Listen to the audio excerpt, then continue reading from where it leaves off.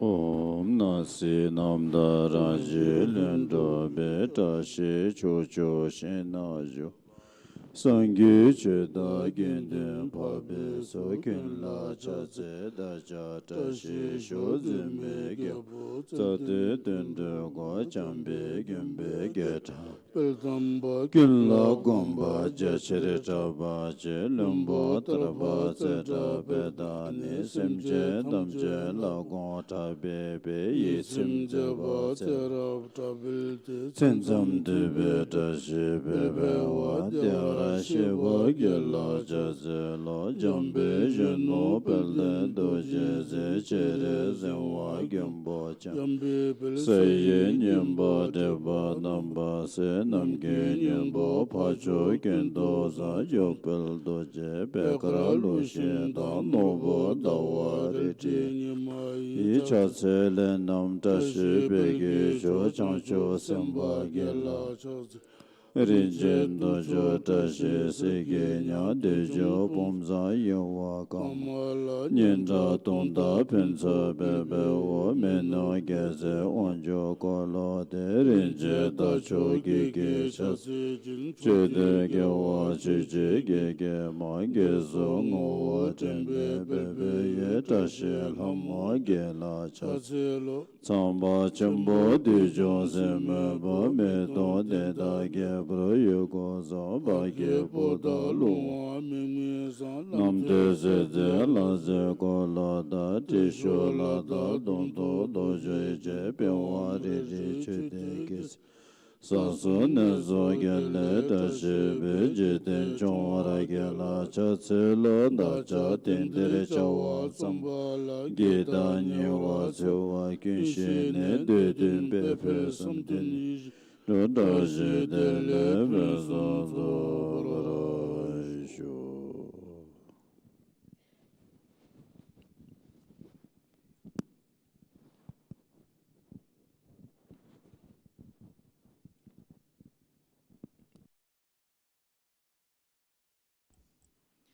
Your Majesty, the 𝐲𝐿TSIN, Your Royal Highness, Crown Prince of Pahang of Malaysia, Honorable Prime Minister of Bhutan, distinguished leaders of delegations from the 10 Tiger Range countries of Bangladesh, Cambodia, China, India, Kazakhstan, Malaysia, Nepal, Thailand, Vietnam, and Bhutan, member organizations of the Tiger Conservation Coalition, collaborators from the private and public sector, and international multilateral agencies, members of the press, Kusuzangpula, and a very warm welcome to the Sustainable Finance for Tiger Landscapes Conference in Paro, Bhutan.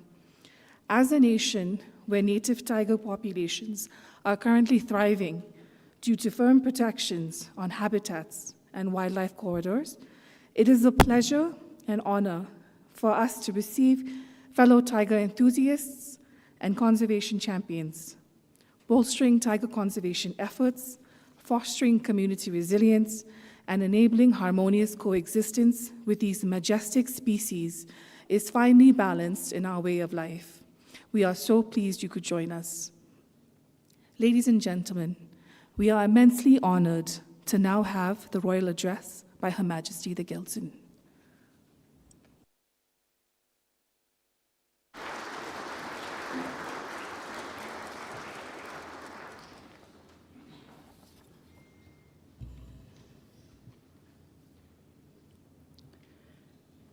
Your Royal Highness, Prime Minister, Excellencies, ladies and gentlemen, His Majesty and I are delighted to welcome all our guests to Bhutan.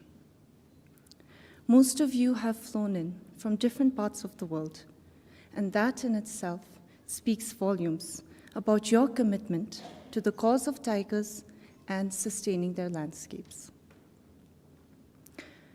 Today is International Mother Earth Day. I cannot think of a more meaningful time to reflect on our regard for wildlife, our interdependence with nature, and our commitment to preserve Mother Earth for all time. We have gathered here today because the tiger, this majestic symbol of grace, wisdom, and strength, needs help. For us in Bhutan, the tiger is one of our spiritual guardians. Like in many other countries, the tiger is revered in Bhutanese folklore and mythology. And I am sure it is no coincidence that we are meeting not far from Taksang Monastery, more popularly known as the Tiger's Nest, which is an iconic landmark in Bhutan. One of the tragedies of life on Earth is that precious animal species are increasingly driven to extinction. I vividly recall, and I'm sure many of you do as well, the images from 2018 of Sudan, the last male northern white rhino who captured the world's attention. His passing marked the extinction of his kind. The photographs of Sudan and his caretaker served as a poignant reminder of a declining species driven to extinction and the critical scale of biodiversity loss and humanity's role in it. The global response to Sudan's death was one of grief and regret. The attention his story captured must continue to emphasize the increasing urgency of preventing any species from further extinction.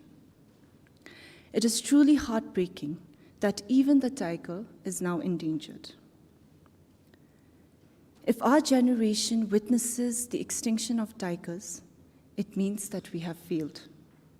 If we allow biodiversity to erode, it means that we have lost our values. If we cannot sustain the ecosystem, it means that we have lost the essence of life.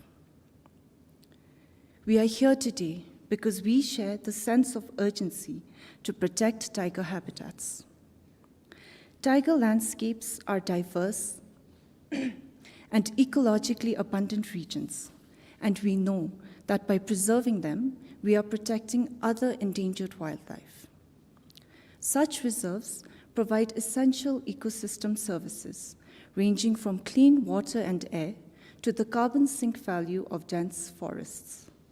In other words, we are safeguarding the well-being of our planet. According to the latest Global Tiger Recovery Program report, we have succeeded in reversing the century-old decline in the global tiger population. And we are proud that Bhutan has contributed to this positive trend. It is a marvel that the Royal Bengal tiger is at home in Bhutanese mountains, roaming more than 4,000 meters above sea level. While we know that all this comes from Bhutan's ingrained reverence for nature, I would like to thank every single person involved in this achievement. Our forest rangers who braved the harsh terrain to set up camera traps, the experts who analyzed the information, and not least, the rural communities that support wildlife conservation at a cost to their own livestock and agricultural crops. I would also like to acknowledge the immense efforts put in by other tiger range countries for their success in recovering tigers in the wild. We extend our gratitude to our partner organizations and all supporters who provide the resources, expertise, and collaboration needed to make meaningful progress in tiger conservation. And thank you for supporting Bhutan, who has committed to remain a carbon-negative country despite our own economic challenges. Bhutan's unique approach to growth is guided by the values and beliefs that have evolved over the centuries. Our belief in the interdependence of all life forms have helped us nurture the harmony between our traditional societies and nature. Bhutan's forests, covering 70% of our land and absorbing over 2.5 times our carbon emissions, are a haven for a unique range of wildlife.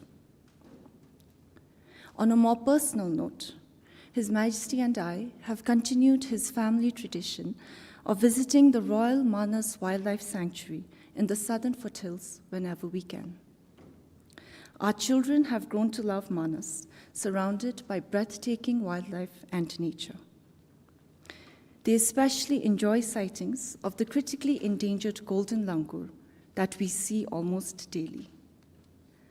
Occasionally, His Majesty likes to go for an evening run along a familiar route in the forest.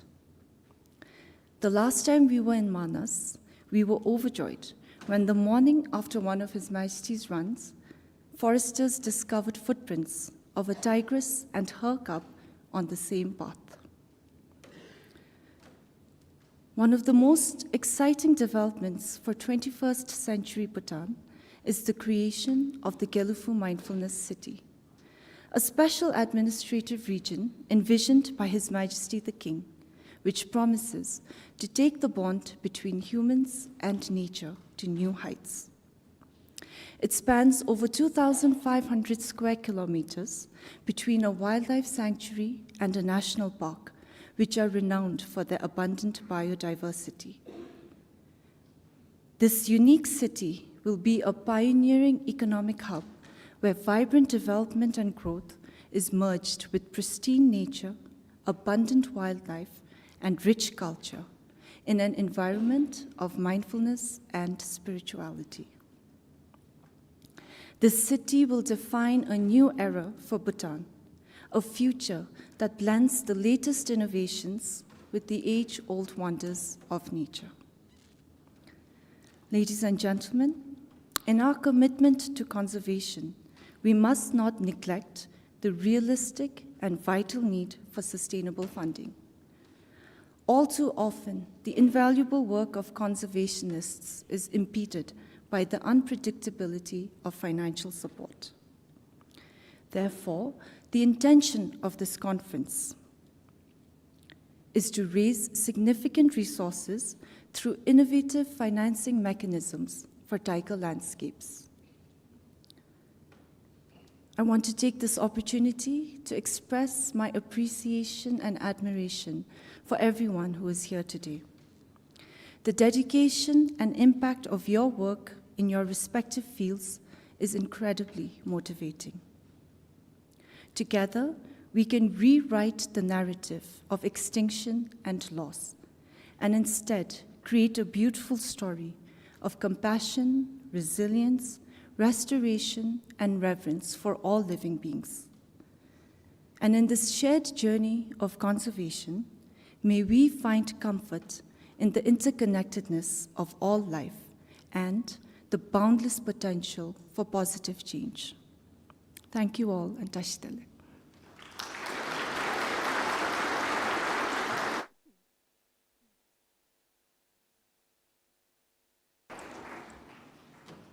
Thank you, Your Majesty. We will now have a curtain unveiling ceremony. The unveiling of this plaque by Her Majesty the 𝐜𝐿TSIN, the patron, signifies the opening of the Sustainable Finance for Tiger Landscapes Conference, co-organized by the Royal Government of Bhutan and the Tiger Conservation Coalition.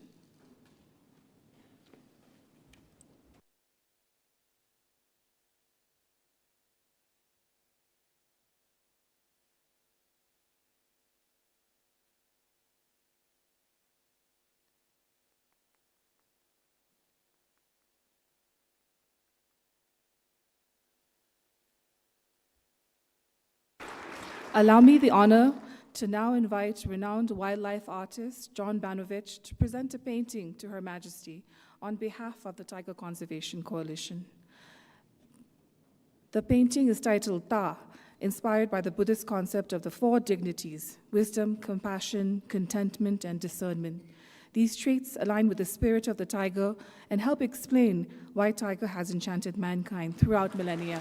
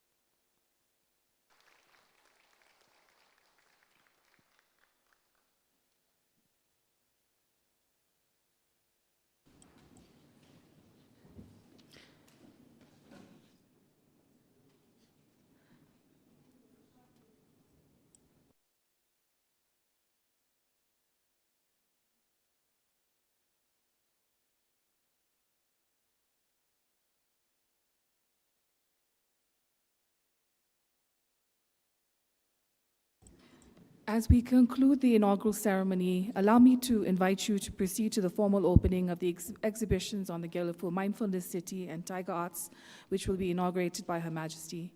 The 𝐓𝐿𝐹u Mindfulness City is a visionary concept of harmonious coexistence with nature, which adopts sustainable practices at its core. We encourage you to experience the beginning of this vision of mindful living and holistic well-being. There will be a silent auction for paintings of the Tiger Arts exhibition that is on display in the 𝐓𝐡𝐞 ground floor. A percentage of proceeds from the art sales will go directly to tiger conservation efforts in Bhutan. For more information, please go online to www.tigerartauction.bfl.org.bt. QR codes are posted around the conference venue. All those present are welcome and encouraged to submit their bids, which will be open for the entire 2 days of the conference. We are also extremely excited to introduce our very first digital collectibles, or commonly known as NFT. We have a special NFT named The Tiger in the Snow. This digital art was inspired by a real tiger captured by our camera trap during the recent tiger survey. What makes this NFT special is that it is for the first time that a real tiger has been transformed into a digital art on the blockchain. Although this is a small move, we take special pride in placing our tiger in the digital world, and we hope its presence will inspire people in the metaverse as the tigers have inspired all of us present here today in the real world. The exhibitions will be followed by tea in the courtyard, following which we'll resume in the Founders Court. Thank you, La.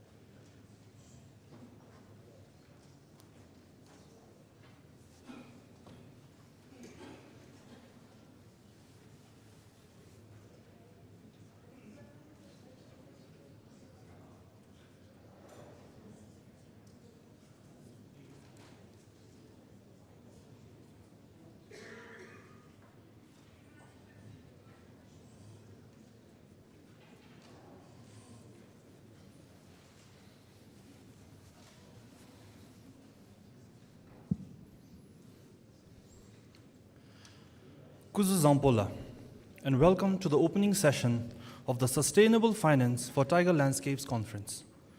Your Majesty the 𝐓𝐢𝐿𝐶𝐞, Your Royal Highness the Crown Prince of Pahang, Malaysia, Your Excellency the Prime Minister of Bhutan, Honorable Ministers, distinguished guests, ladies and gentlemen.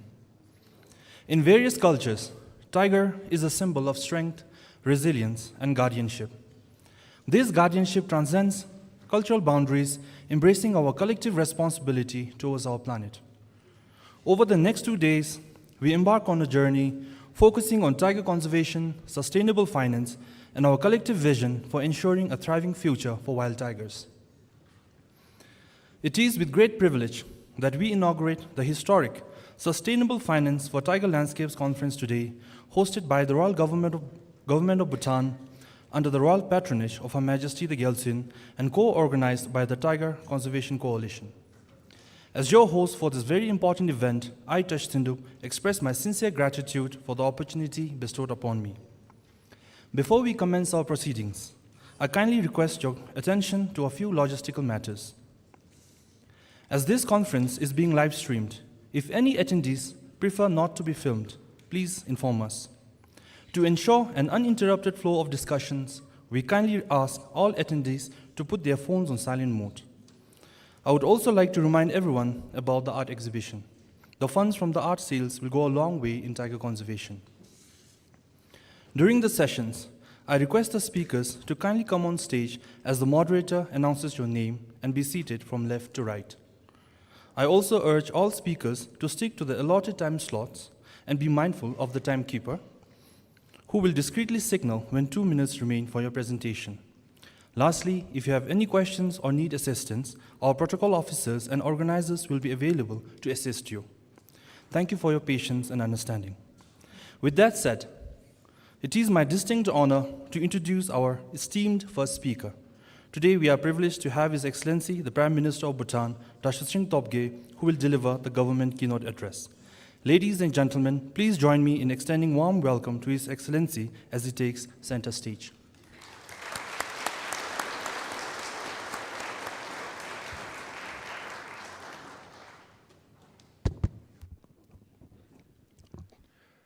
Your Majesty the Queen, may I have your blessings to address this important conference.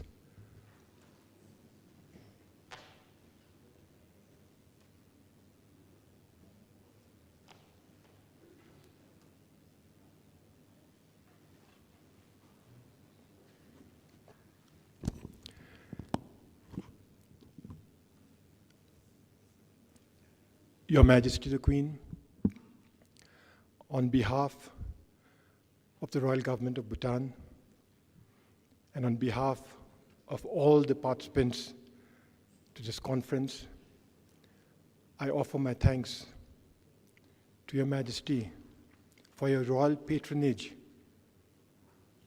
of this very important conference. Your Royal Highness, Prince Hassan Al Ibrahim Alam Shah, Crown Prince of Pahang, Excellencies and representatives of Tiger Range countries, executives and representatives of Tiger Conservation Coalition, ladies and gentlemen, welcome to Bhutan and a very happy World Earth Day. I'd like to share 3 quick stories, 3 simple stories. The first is about a comic book I read. And don't worry, this was almost 50 years ago. I was in a boarding school in India, and it was a comic book on Jataka tales. In the comic book, a swan fell from the sky to Prince Siddhartha, who later became the Gautam Buddha. But at that time, he was Prince Siddhartha.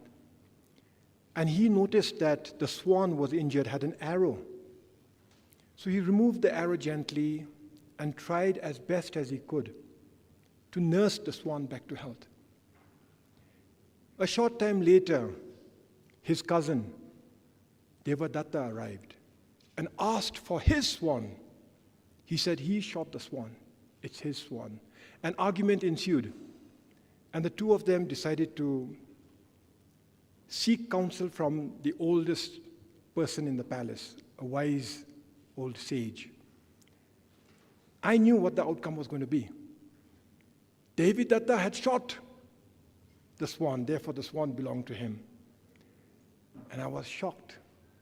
As I turned the page of the comic book, I could see the wise sage say, Devadatta, you tried to take the swan's life away. Prince Siddhartha, you have given life to the swan. The swan belongs to you. The second story happened a few years later when I was home for my winter vacation from my boarding school. As I was enjoying the winter sun, I heard dogs bark, and then dogs bay, and then children scream. I saw the dogs run after something, and the children run after dogs, yelling at the top of their voice. And then I could see this deer running in front of all of them. Adrenaline flooded in my system. I ran with the children after the baying dogs. I could smell blood. I could smell a kill. I could smell dinner. And just as I was catching up to the children, other children, I heard a shrill voice behind me saying, Siri! That's what my mother calls me, short for saying Siri. Siri, come right back. And then she says, what on earth do you think you're doing? And I said, the dogs are going to get the deer. And she said, don't you know any better? We live near a forest. And she said, animals from the forest come to human habitation only when they need your help. You should be helping the deer. It's probably a leopard or a tiger this deer is running away from.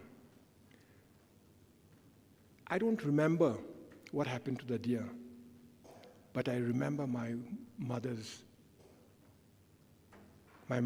counsel to me. Much later, almost 45 years later, in 2018, I was serving as a Prime Minister at that time. I woke up and I checked my phone, and I saw that social media was abuzz with a certain viral video of a tiger lumbering down into Thimphu. Somebody had captured the picture through his car, and the tiger was walking down nonchalantly like a boss. I could see how regal the tiger was. But what my mother had cautioned me many decades ago came back. And I said, the tiger probably needs help. I called the forestry department, and by then, they had located the tiger, tranquilized the tiger, and taken it up to the wildlife sanctuary. Indeed, the tiger needed our help. The tiger had come to seek help from us. The tiger was ill. Our veterinarians tried their best. They administered intravenously drugs, a range of tonics, antibiotics.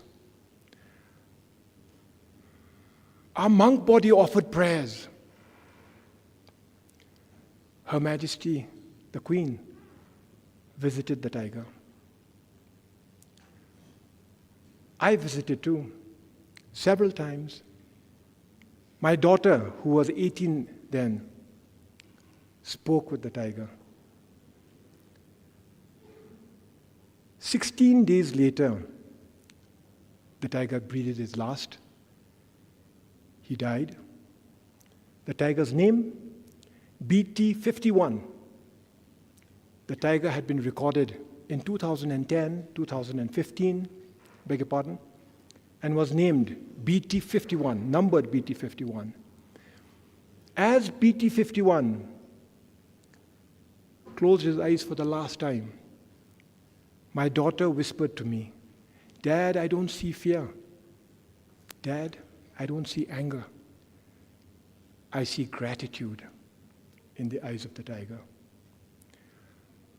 I hear my daughter has a tattoo of a tiger. She hasn't shown it to me. I'm sure it is BT51. I'd like to believe that the swan sought out Prince Siddharth for help. I'd like to believe that the deer came to us for help. I'd like to believe that BT51 came to us in the capital city for help. I'd like to believe that animals and human beings coexist, not just coexist, but animals seek human beings for help. I'd like to believe that during the 300,000 years that we human beings have inhabited Earth, we have coexisted peacefully with animals who have lived on Earth for millions of years, millions upon millions of years. And I think my belief is actually well placed. My faith is well placed. Because by and large, in human history, in those 300,000 years, we have coexisted peacefully with animals. It's just in the last century. In the grand scheme of things, it was just a fraction of time that we started attacking animals and wildlife. In the last 50 years, the World Wildlife Fund's Living Planet report says that we've lost 70% of the population of animals, 70% in 50 years. In the last 100 years, tiger population had plummeted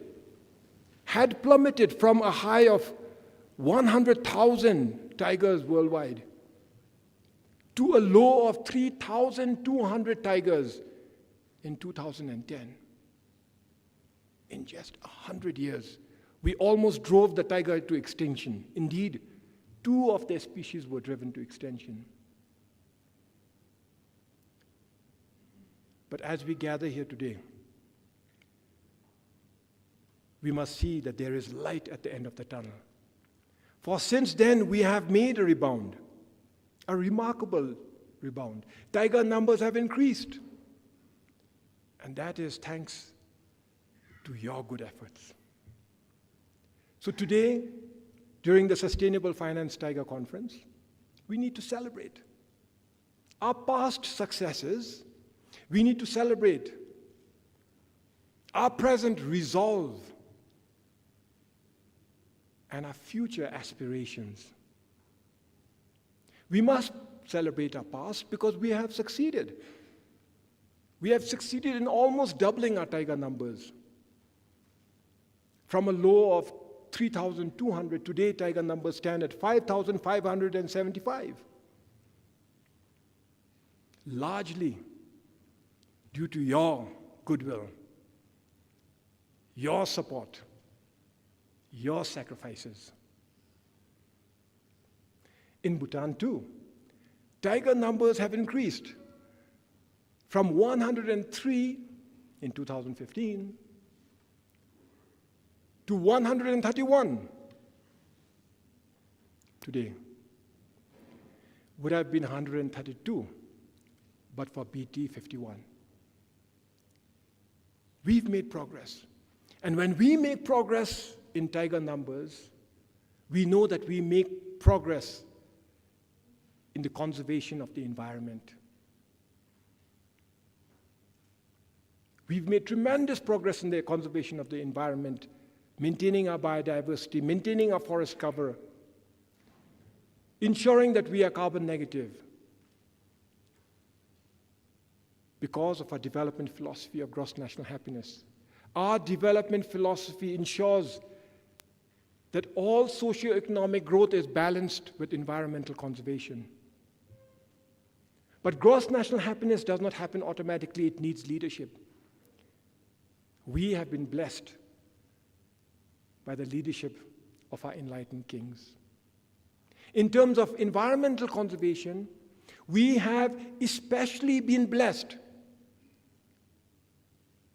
by the leadership of Her Majesty the Queen of Bhutan. All aspects of conservation have been guided, indeed driven, by Her Majesty the Queen.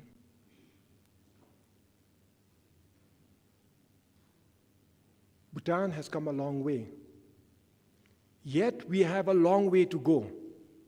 In terms of tiger numbers, just as the world, the entire world, has a long way to go in terms of growing our tiger numbers, because tigers represent more than themselves. Tigers represent our forests, our ecosystems. Tigers represent our collective future. So let's celebrate our past successes. Let's celebrate our present resolve. Resolve is what has brought you here together. Resolve is what has committed you to doing more in terms of conserving tiger numbers.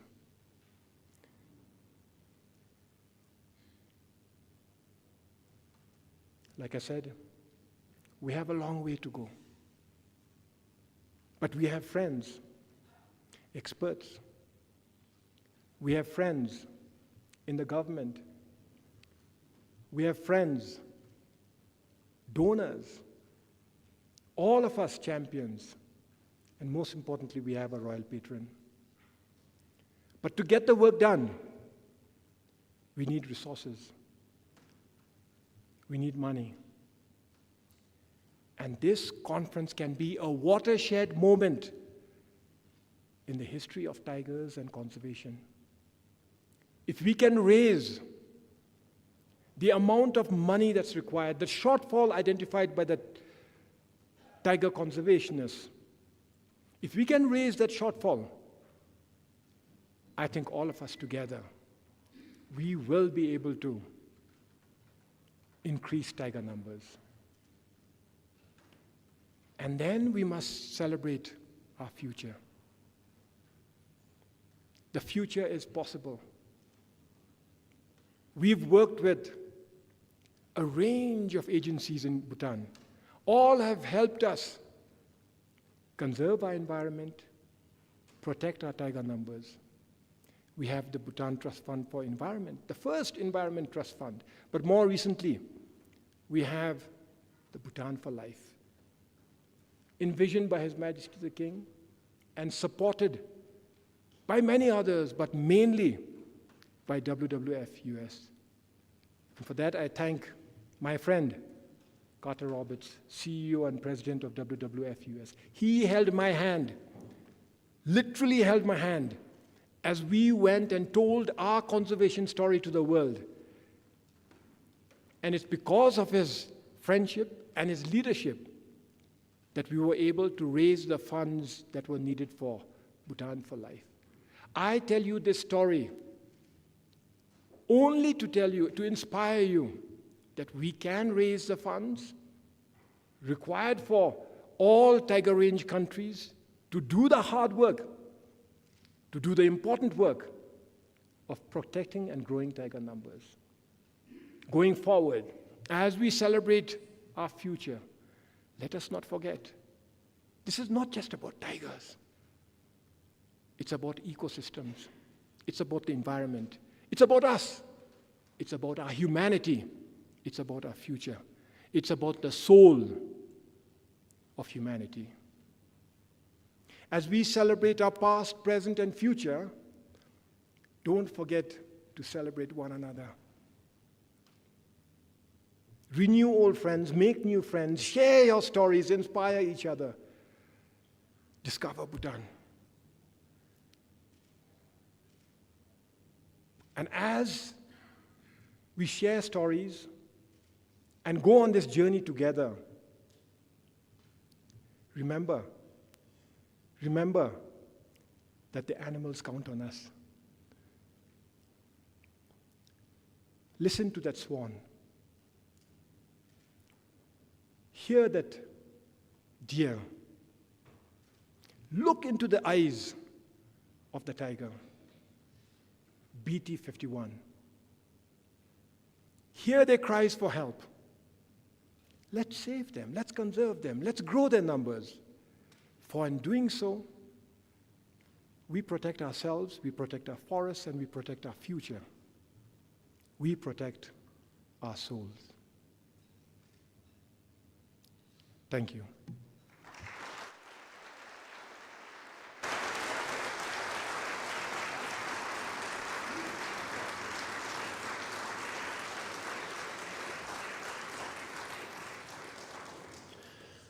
Thank you, Your Excellency, for sharing your beautiful stories and wisdom with us. We are truly inspired for a vision for a more sustainable future.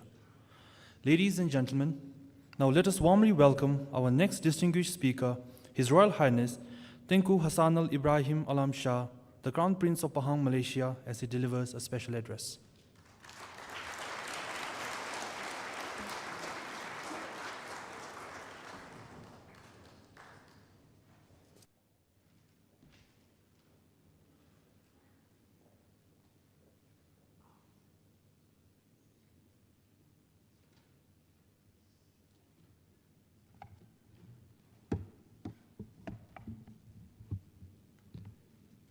Your Majesty, the Queen of Bhutan, His Excellency, the Prime Minister of Bhutan, distinguished guests, ladies and gentlemen, dear friends and colleagues, very good morning to everybody.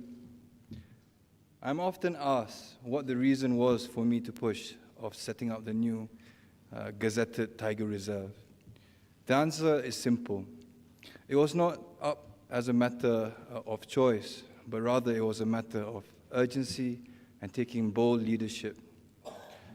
From the last countrywide national tiger survey concluded in early 2022, there are now less than 150 individual Malayan tigers left in the wild. This survey, which took over 5 years to complete and involved millions of hectares of dense jungle cover, revealed the grim truth about the state of the Malayan tiger. Something had to be done, and it had to be done immediately. An apex species that once numbered more than 3,000 in the 1950s is now sadly in rapid decline to the brink of extinction. The Malayan tiger, as a subspecies, is endemic to the Malay Peninsula and can be found from the southern state of Malaysia up to the northern forest complex of Belum Temenggor and the adjoining southern tip of Bang Lahala Bala forest complex of South Thailand and nowhere else. If nothing is done immediately, it will suffer the same fate of the Caspian, Javan, and Bali tiger, extinct and gone forever. Distinguished guests, ladies and gentlemen, the gazettement of the new Tiger Reserve as a protected area under the Pahang State Parks enactment is critical, as maintaining a significant and safe habitat for the tiger is necessary for the species to repopulate in the wild. With the big push for national development and economic growth after independence in 1957, vast areas of jungles were inevitably cleared, leading to habitat loss, not only for the tiger but all other species, including its prey species for the tiger's food.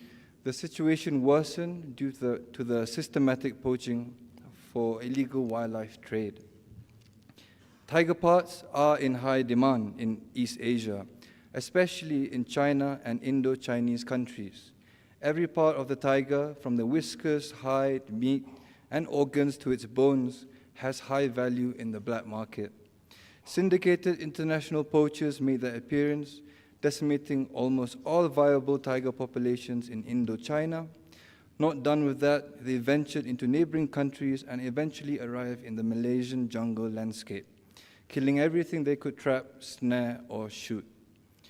This killing must stop. In certain high tiger population areas, the loss was above 60%. Action must be taken to ensure the bleeding stops. Distinguished guests, ladies and gentlemen, the most critical is to provide more boots on the ground to stop poaching. This challenge was picked up by the Royal Malaysian Police, who since 2019 committed 2 battalion of 1,000 men from the infamous all-indigenous Asli Sonoy Perak unit that specializes in jungle trekking to do anti-poaching patrolling. A nationwide anti-poaching operations codenamed Khazana Integrated Operation, led and coordinated by the Department of Wildlife and National Parks together with the Royal Malaysian Police, State Parks and Forestry Department, set the ball rolling and has now evolved into a more sophisticated operation with the setting up of the Royal Police Specialized Wildlife Crime Bureau and the Royal Customs stepping up surveillance at all entry and exit ports. The federal government of Malaysia also set up the National Tiger Task Force with a detailed Malayan tiger recovery plan chaired by the Prime Minister. All these efforts show the level of commitment towards saving the iconic and critically endangered species. Still, there is so much to do, as recovering and repopulating the species is a complex endeavor. To ensure the survivability of the Malayan tiger, there is a need for a multi-pronged strategy. The key is to have a collaborative and collective effort by many government agencies, NGOs, the private sector, technical experts, research institutions, and international organizations. No one body has the capacity to undertake everything to save the tiger in the wild. It is with this background that the Al Sultan Abdullah Royal Tiger Reserve in the state of Pahang was established. Distinguished guests, ladies and gentlemen, this Pahang State Initiative is a much-needed and timely commitment to save the Malayan tiger. To begin with is the locality of the reserve, which is strategically connected to the Greater Taman Negara National Park of Malaysia, an essential and critical tiger range landscape. The forest reserve is contiguous to the national park and will add a further 134,000 hectares of protected area to the Taman Negara Forest Complex, essential for tiger repopulation. This increases the size of the protected areas by over 30%, making the forest complex over 500,000 hectares of protected areas, or to be exact, 5,685 square kilometers of critical tiger range and habitat in the country. The key elements of protection, habitat, and prey for the tiger will be managed accordingly to global standards in the reserve. International accreditation, such as Conservation Assured Tiger Standards, or CATS, will be registered and adopted to ensure this. Habitat management and prey enrichment programs will be central to population recovery in the reserve. Other key areas that will be developed in the reserve include a research center and a few research facilities with the aim of collaborative partnerships with international technical and conservation partners. Rewilding, captive breeding, and translocation facilities will also be developed in stages as, when required, supporting the Malaysian Department of Wildlife and National Parks Tiger Recovery Plan. This will include subject matter experts and organizations involved in tiger recovery and conservation efforts. All the facilities and activities in the reserve are aimed at assisting the National Tiger Recovery Plan in line with the Global Tiger Recovery Plan. As I have mentioned before, saving the Malayan tiger requires a collaborative effort, and this is Pahang's strong commitment to the more significant national and global tiger conservation efforts. To this end, I'm here not only to share the plight of the Malayan tiger and the work that is being done for tiger conservation, but also wish to invite all those present here to join us in this critical cooperation and collaboration towards saving the Malayan tiger from its imminent extinction. Your expertise, and not least the important support for the sustainable financing of this critical work, are very much welcome.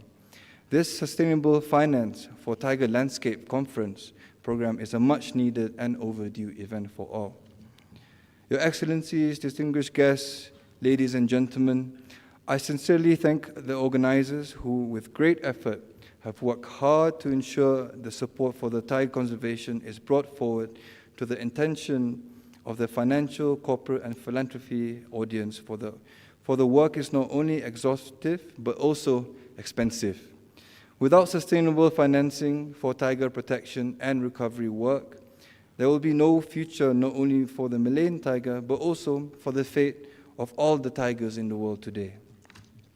I humbly ask the participants of this esteemed conference to take heed of the many presentations that will be given during this conference and step forward in committing the resolution at this end of this conference, not only for the survivability of the global tiger population, but equally crucial for the enrichment and betterment of our future generations.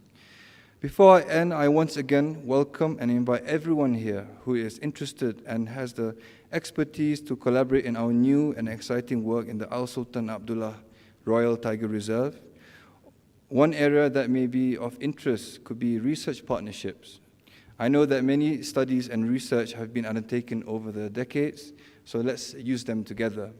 Still, a systematic and specific area of data collection, collation, and analytics utilizing the latest technological tools such as big data, artificial intelligence, advanced storage, and supercomputing needs to be employed to optimize all this research data that has been amassed over the years, but not collated and cross-analyzed to deeply understand the tiger's total life cycle and ecological needs, together with the tiger's relationship and dependence to other species, both flora and fauna. Now it is the time to do this, as technological tools have advanced to a level never before possible. Exciting and critical studies such as the co-benefit of tiger conservation to climate change and many more related studies would benefit the reserve and other tiger conservation efforts. I am sure that many more ideas on this area have been discussed and contemplated, but I sincerely ask for us to come together and make more things happen at a national level and also at an international level too. Again, back to this conference theme, sustaining a specialized reserve, its protection and conservation, and executing tiger recovery work is an expensive endeavor. Innovative financial mechanisms for sustainable funding are another area where many experts in this field are present today and will play an essential role in aiding tiger conservation. This is one of the critical areas in which public-private partnerships come into play in the long term, and it has to play effectively. Finally, as for the Royal Tiger Reserve, I welcome all individuals, foundations, academics, corporations, societies, NGOs, and governments to assist in any way they can contribute. Your Majesty, Your Excellencies, distinguished guests, ladies and gentlemen, as I conclude my speech, I would like to congratulate Their Majesties and the Government of Bhutan for demonstrating exemplary leadership and a strong commitment to environmental conservation and tiger protection. And I hope this conference's impact on the sustainable finance for tiger landscapes will have a positive benefits for all tiger nations. It is ultimately important for us to cooperate and unite together to bring back the golden days of the tigers. And from there, thank you very much, everybody.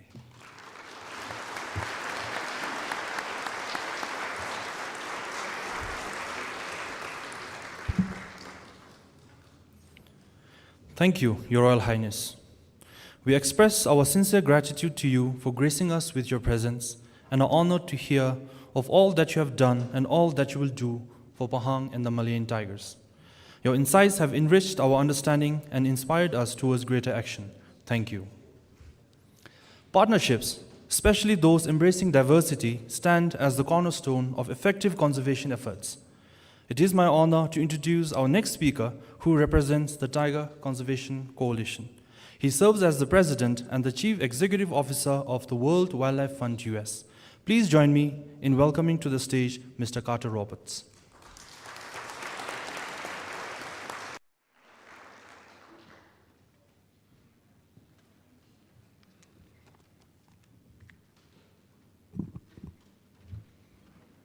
Your Majesty, great gratitude for your patronage of this conference and for lending your love of nature your warmth, your conviction, and your stature. How lucky are we? Your patronage improves the odds of our success, and we look forward to reporting back to you in the years ahead on the progress that we've made. Thank you. His Royal Highness the Crown Prince of Pahang, I acknowledge and appreciate the steps you have taken to reverse the decline of tigers in your country.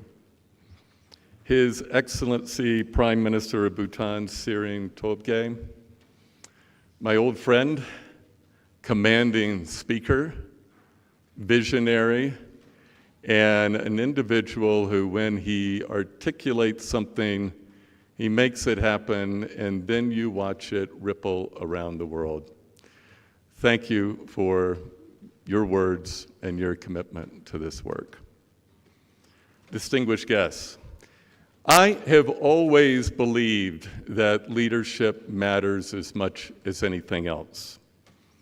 Good leadership commands respect through love and courage. Good leadership enables us to hold our heads high through times through thick and through thin. Good leadership articulates a vision, builds momentum around it, creates a center of gravity, and then does something that is most important. Good leadership makes manifest. Good leadership makes manifest the ideas and the future that we seek, and through relationships and through commitment and through determination moves us along until we celebrate that success. In Bhutan, with the royal family, royal highnesses, and the Prime Minister, there is an abundance of such leadership, and I cannot think of a better place to hold this conference. They do so with great passion and commitment, holding on to the heart and soul of this country, but also committing to innovation that keeps this country on the forefront of new ideas. This conference is all about partnership and ambition, but it's also about leadership. The world of tigers, let's just say, was not known for years for its collaboration. The fiercest voices had territories just like the creatures that they were seeking to protect. And then something happened a few years ago, beginning in 2020 with the Tiger Conservation Coalition, when 10 organizations came together, joined forces, set aside their own egos and the demands of their own organization, and kept their eyes focused on a common purpose, a common cause. And I congratulate and honor all of you for such collaborations. They are rare in the world, but when they happen, great things happen. As Her Majesty graciously noted earlier, tiger populations are an indicator of the broader health of the planet. The Living Planet report has already been noted, but we know that tigers cannot thrive without landscapes. We know tigers cannot thrive without financial mechanisms. And my conviction is tigers will not thrive without the cultures and the stories that the Prime Minister told. When they are part of the upbringing of young children, and they seep into the bones of individuals and citizens, and yes, leaders around the world, that is when tigers will thrive. Something happened in the Kunming-Montreal Protocol where a number of you were pivotal. But that protocol, that agreement was a groundbreaking event. And we all know what it established, the commitment to reach 30 by 30, but with a particular focus on indigenous communities and the well-being of people. It also articulated the simple fact that we have half as much money as we need to get to a nature-positive world. And the question is, how do we close that gap? This conference is a step toward closing that gap. By coming together to raise the $1 billion that we need, we can ensure what some refer to as a triple win: boosting tiger populations, building on the success that we've had, conserving nature, the places where tigers live, and delivering conspicuous benefits to people. We need to move from conflict between nature and people to coexistence. We need to bring alive the Prime Minister's mother's advice, I dare say her command, that we need to take care of these animals. We are sitting in the most glorious country and one of the early pioneers of something called Project Finance for Permanence. It is an idea that is built on the commitment not just to money, but to governance, to an independent fund that cannot be rated, that stands apart, that is locally rooted, and that disperses money based not on cronyism, not on favorites, but on disbursement conditions that are tied to the future that we need. And those PFPs enjoy the great benefit of institutions like the GCF and the GEF, who are represented here. Bhutan for Life, as the first PFP, also became the platform for what has become a movement. And the PM, who you heard earlier, he's a pretty good speaker. He delivered a whopper of a TED Talk that has been watched by people all over the world that articulated what this model does. And in Bhutan, it helped keep forests intact and keep this country carbon negative. It generated nature-based employment and benefits for communities. And you can see part of the results in that the tiger population grew by 27% as it has plummeted elsewhere. By the way, snow leopard populations also grew by 40% during the same time. These were once unthinkable feats around the world, and yet they are now being made manifest by leaders like we see in this country and in others. And Bhutan for Life became a model for what is now called Enduring Earth, which is a collaboration to do the same in 25 countries around the world. There are other funding mechanisms that exist to help. The sustainability-linked bonds, a very cool idea, that could be designed with key performance indicators that hold those responsible and accountable through the benefits of the market.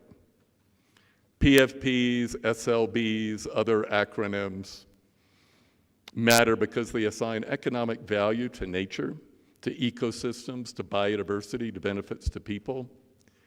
But I would be remiss if I didn't say that nature's not just about its economic value. I suspect we're all here not just because of the money. We're all here because of the love of the creatures themselves and what they mean to us. They are a part of our lives, they're a part of our imagination, they're a part of our childhood.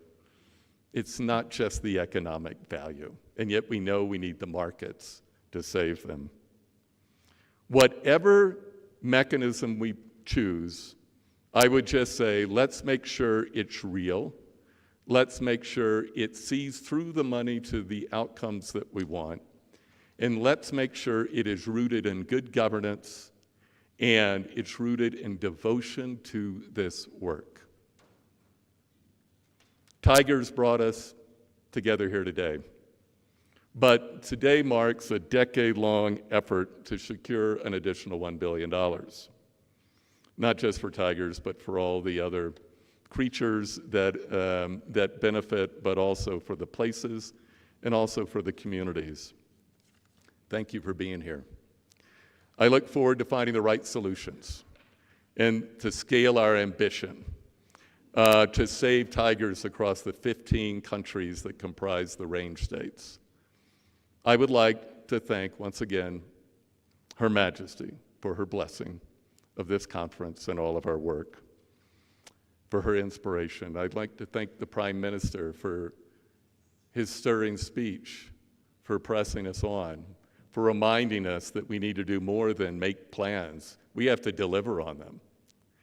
And I would like, on behalf of the coalition, just to convey our collective immense gratitude for the hospitality and the joy, wonder, and awe that we have experienced in this country. This conference is a moment not so much to celebrate, but to launch. And it's a moment for us to gird our loins, do great things, come together, put aside our differences, and make great things happen. The Tigers deserve that. The communities around Tigers deserve that. And what an opportunity for us to make manifest the vision we all share. Thank you very much.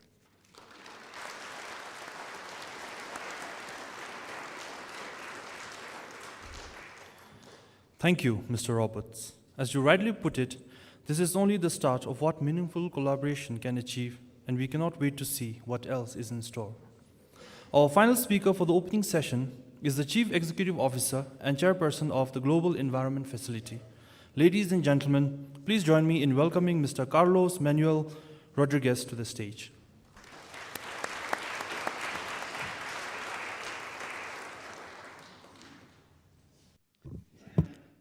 Her Majesty the Queen, His Excellency the Prime Minister of Bhutan, His Royal Highness Crown Prince of Padang, ministers, government officials, Tiger Conservation Coalition members, dear friends.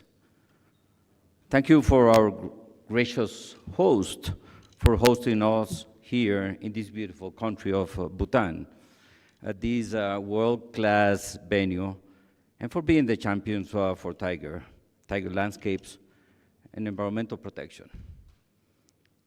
It is rewarding to my soul to be in a country that is not just carbon neutral, but nature positive. And Bhutan is one of the few countries in planet Earth that is carbon neutral, nature positive.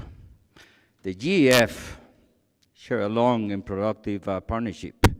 In fact, Bhutan was the second grantee of the GEF in 1991. And since then, the cooperation continues, and I'm looking forward this week to visit many of the GEF projects supported by the central government and implemented by different stakeholders. And also I want to acknowledge the significant progress that has been made to secure a future for tigers in the wild since 2010. The GEF is very proud of its current and past investment in tigers. Since 2010, we've been able to mobilize $200 million in direct funding and almost $900 million in co-finance for tiger conservation, partnering with many of those here today. Despite this, we still have a long road ahead. Progress has been uneven across tiger range. There are increasing challenges for tiger landscapes, and the future of tiger hangs in the balance. The status of a tiger as an indicator of our ability to meet ambitious international goals across the Rio Convention and other nature-related conventions is on stake. The tiger is not only an iconic species that has captivated the imagination of humans, but if we can secure the ecosystem on which this apex predator depends, this will have a broader positive impact on nature, climate, and people. But what is going to take for all of us to do this? I want to present to your attention two areas where the GEF is concentrated today and will increase our attention and flow resources. One is the need to narrow the funding gap through policy coherence. I don't know if you know this, but all countries of the world, rich, middle income, and poor countries, invest 144 times more financial resources in activities that generate deforestation than what they invest in protecting forests. In other words, creating a policy and institutional environment to align all private and public investment is key to this. It's key to this. The 𝐫𝐵 has been working. We say that the 𝐫𝐵 has been working with countries, but that is not true. We don't work with countries. We just work with the executive branch, and that is not even accurate, because we don't work with ministers of finance or in agriculture or energy. We work with ministers of environment. And what we've been providing funding is to the ministers of environment. And I used to be one. I feel very proud of having been a minister of environment, but I know that we don't have the ear of the president, we don't have the muscle to gather around all ministers from the executive branch. And looking into the future, the 𝐫𝐵 will be moving towards a whole-of-the-government approach. I want to share an anecdote that really reflects what the 𝐫𝐵 wants to do. When I was a minister in Costa Rica, I had the whole power to define how the government will be using the 𝐫𝐵 resources. And my dear friend, Minister of Agriculture, came to me saying, Carlos Manuel, we need 𝐫𝐵 resources to invest in climate adaptation in my sector, agricultural sector. And I knew that he was correct, but I said no to him because the Minister of Agriculture was not willing to phase out the heavy use of chemicals and was not willing to change the way Costa Rica fish in the ocean. There was a conflict with me, the Minister of Environment, and he, the Minister of Agriculture. Fortunately enough, I'm not anymore a Minister of Environment. I'm the CEO of the 𝐫𝐵, and I understand the political challenges to address nature conservation in a holistic manner at the executive branch level. So in the next replenishment, we will be presenting ideas by which we will be reinforcing the political task and role of the Minister of Environment by asking him to be the chair of the steering committee for the 𝐵 resources, where we will have the Minister of Finance, the Minister of Agriculture, the Minister of Planning, and the Minister of Environment. By doing that, we will really have a big shot and a great opportunity to really mainstream nature conservation within development policies that are being defined by the executive branch. The second area of high interest for us at the 𝐫𝐵 is as we do a whole-of-the-government approach, providing funding to the executive branch, not just to the Minister of Environment, is going at the subnational level. The 𝐫𝐵 has been testing, working with mayors, working with governors in a very successful manner, and this is about time to really change and address that in a holistic manner.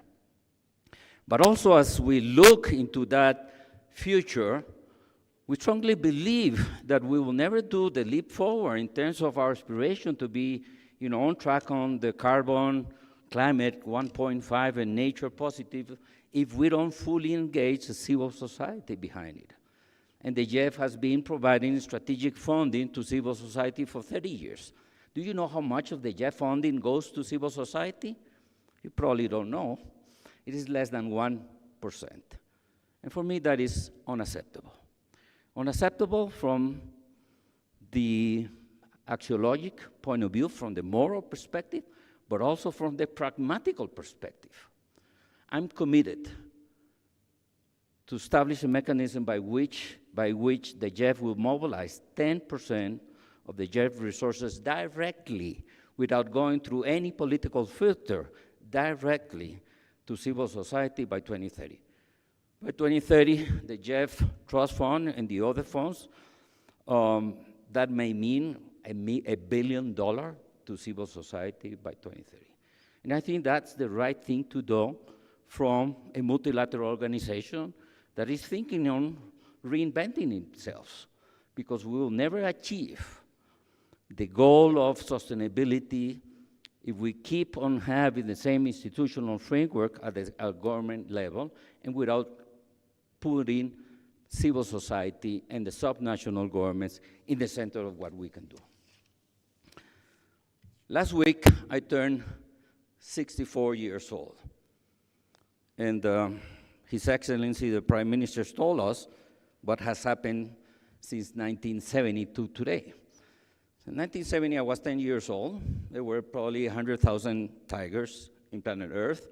Today, we got around 5,000 tigers.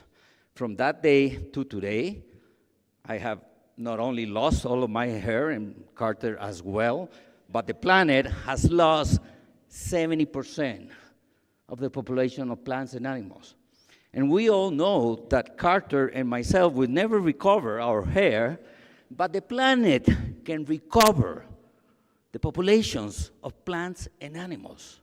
We got a big shot into that. 4 things. We have agreed on doing 4 things.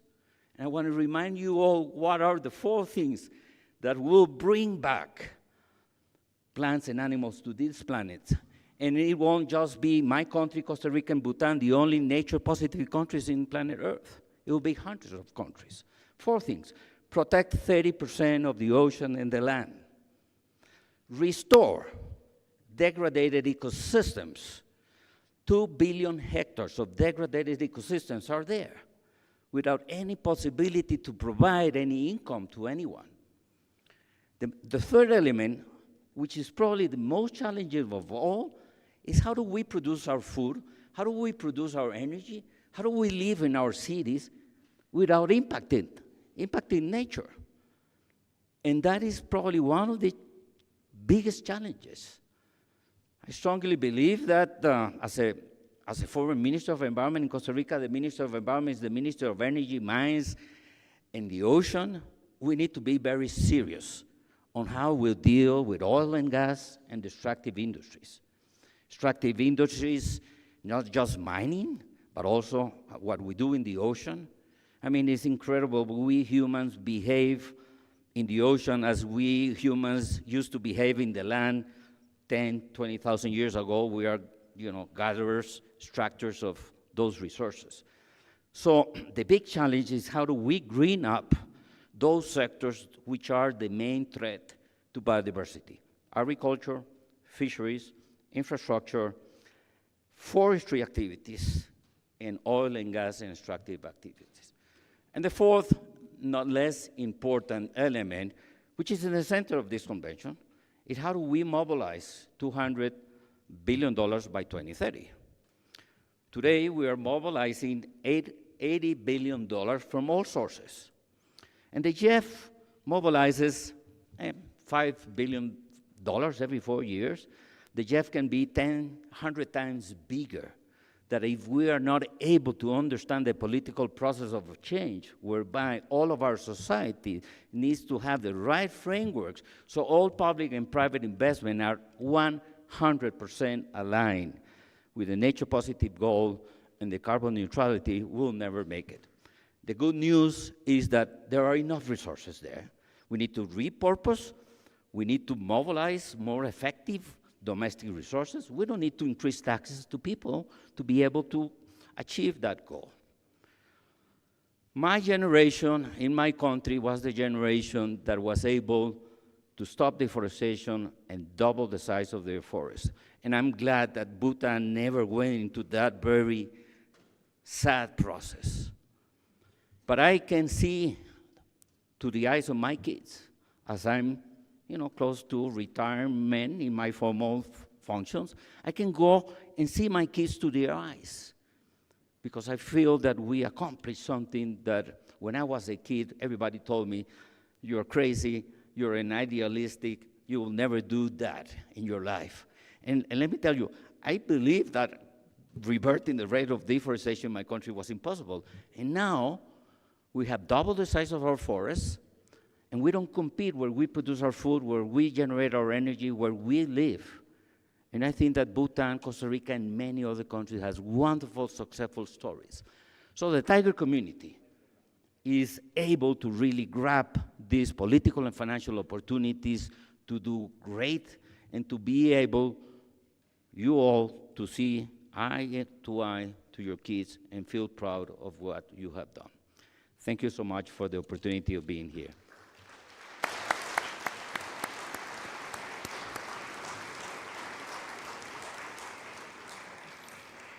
Thank you, Mr. Rodriguez. Your insights have served as the ideal culmination of session 1 and set a high standard for the discourse to follow. Thank you very much. Ladies and gentlemen, that concludes session 1 of the conference.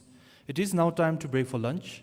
Please follow the ushers to the designated lunch area, enjoy your meal, and take this opportunity to network with your colleagues. We will reconvene for session 2 promptly at 1:45 p.m. Thank you.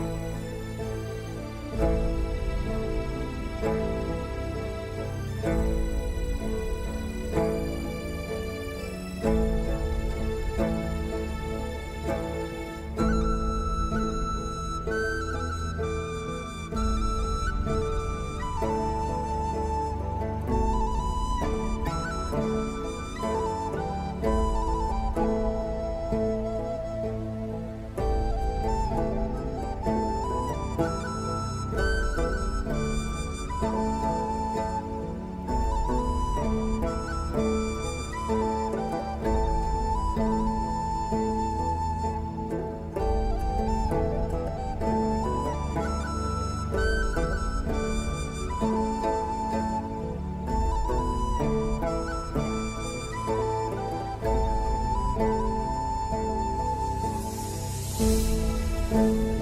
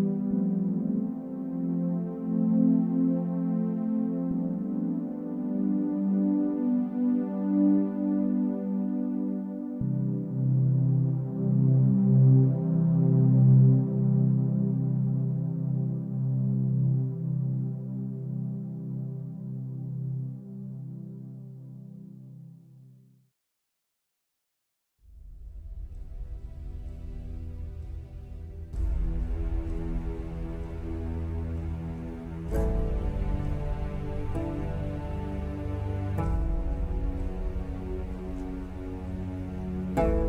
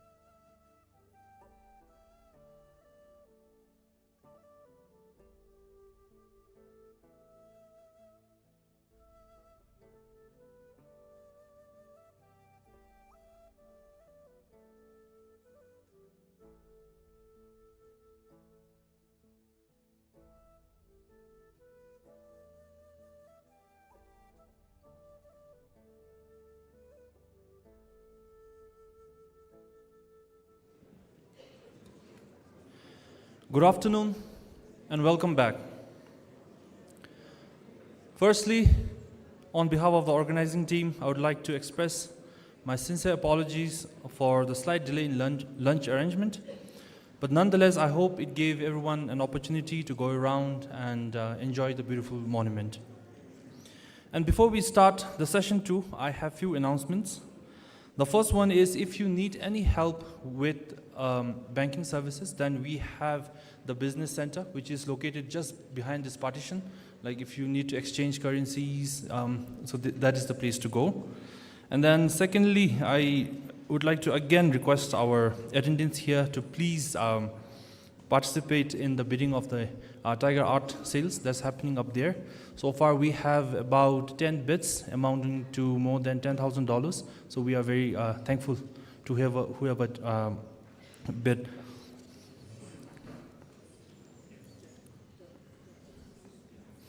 So successful conservation in tiger range countries can only be enabled by long-term and continued investments into the sector, good governance, and leadership. Ladies and gentlemen, esteemed guests, we will now hear from our distinguished delegates from the tiger range countries who will present high-level statements on sustainable financing for tiger conservation in their respective countries. Without any further ado, I would like to invite on stage His Excellency 𝐓𝐿𝐴 𝐴𝐚, Minister of Energy and Natural Resources, Bhutan.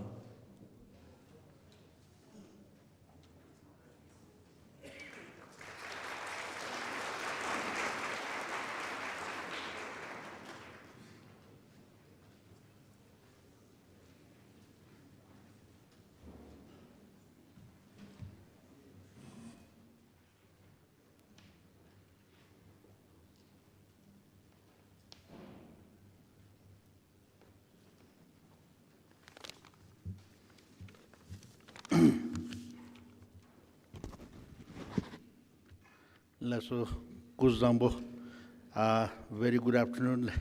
I think immediately after the lunch. So the speaker needs to be very attentive because it has to get into the you might have been waiting for the lunch and then thereby, I think, getting into the thing. So sorry for the delay in lunch. I, on behalf of the group here, would like to apologize for that delay. Nevertheless, so we begin here with His Royal Highness, the Prince of Pahang, Malaysia, Prime Minister of Bhutan, Ministers, Excellencies, ladies and gentlemen. I welcome you all on this auspicious day. I call it auspicious mainly because it is the historic moment of sustainable finance for Tiger Landscape Conference. We deeply thank the WWF and respective donors for choosing Paro, Bhutan as the place of conference. Paro has lots of religious sites, amongst which is the 𝐓𝐡𝐞 Monastery. So where Ugin Guru Rinpoche has flown back on the tiger's back from Singizong. So that was in 810 AD, so which is also coinciding with the Iron Tiger year in that year. So today the 𝐓𝐡𝐞 Monastery played perched on the hill. I think most of you might have visited yesterday or day before, or those who are here, I think tonight there's a dinner, so which is, we are just opposite to the tiger's nest. So the tiger's nest perched on the middle of the cliff is a sight to behold, and that a scared Buddhist place where we in Bhutan take it as very religious and then auspicious to be visited, sir. The tiger's landscape in Bhutan are well suited as tigers move from 100 meters sea level to the 2,400 meters, which is the tree line. So I think as a young boy, when at home in the villages, I still believe that my grandparents, they used to tell me that the tiger's movement happens particularly in the midnight, because from the mountain top, it goes right to the river for drinking. So in this regard, I come from that region, so that's why very much linked up with the, of course, today with the Tiger Conference, I can always say that tiger movement is very much in Bhutan. So that's why I'm saying that the landscape in Bhutan is the right place where we have lots of tigers. Tigers, culture, and then spiritual figures in Bhutan have a presence throughout the country, thus making Bhutan a whole tiger landscape, meaning that the tiger conservation exists in the same place as that of the our communities, ensuring human-tiger coexistence. So far, I think, not worldwide, but then certain areas we always say that tiger, human-wildlife conflict, but then we are not saying it is not a conflict, but the coexistence. So we in Bhutan, I think most of the places, we almost live together with the tiger itself. So that's why I'm saying that the coexistence, which is very much existing. Bhutan has been a leader in the sustainable financing since 1991 with the establishment of Bhutan Trust Fund for Environmental Conservation, which was the world's first environmental trust fund. As of today, Bhutan Trust Fund funded around 239 projects amounting to $25 million on social, environmental, and climate-related programs. To further highlight the significant milestone in Bhutan's conservation journey, Bhutan for Life is a pioneering initiative guaranteeing for perpetual preservation of the protected areas and biological corridors.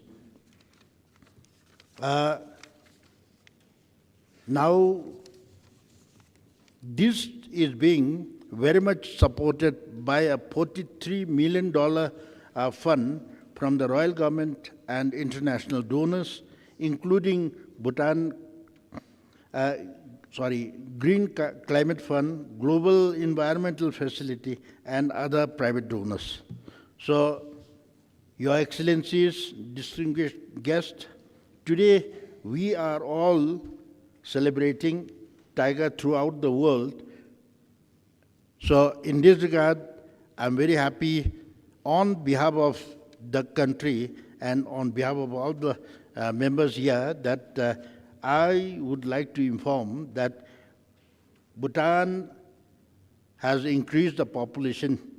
Of course, we have not increased, but it increased, so protections and other things. So the increase of tiger population from 103 in 215 to till today 131. And not to forget that one, likewise, the population of snow leopard, also raised from 96 in 2015 till today as 134. So likewise in the cat family, so we are reaching up both tiger as well as snow leopard. So we have altogether 134 snow leopards, 131 tigers. Bhutan for Life has played a significant role in this initiative, for which we sincerely commend them for their hard work and dedication. Here, I would like to urge all our partners and individuals gathered to join hands with the Tiger Conservation Coalition in supporting the very big vision of $1 billion vision to protect the tiger landscape. So I am earnestly requesting on behalf of the Royal Government as well as on behalf of the Tiger Coalition Group that everyone should join hands in this matter. So we will have to have $1 billion for the tiger landscape. Bhutan is guided by the visionary leadership of the monarchs, which is strengthened by the political will of the government and further supported by the communities. Today, this initiative has reached greater heights, which brings Bhutan to the forefront of the conservation in the world.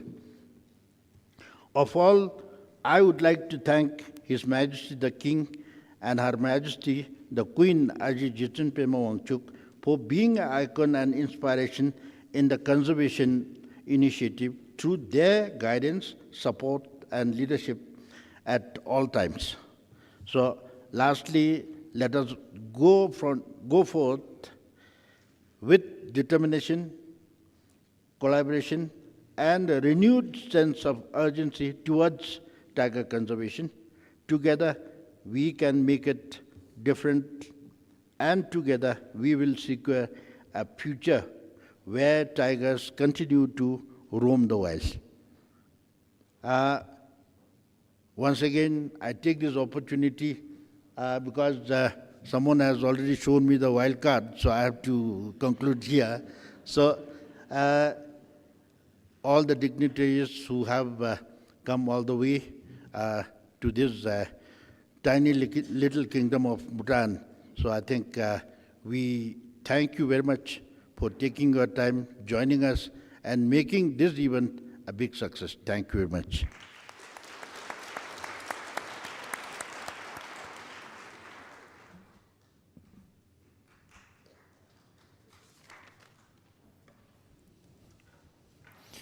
Thank you, Your Excellency. Your leadership continues to guide us and keep us focused on what is already an exemplary journey for tiger conservation in the region. Now, I would like to request on stage the Minister of Forest and Environment, Nepal, His Excellency Honorable Nawal Kishore Shah Suri.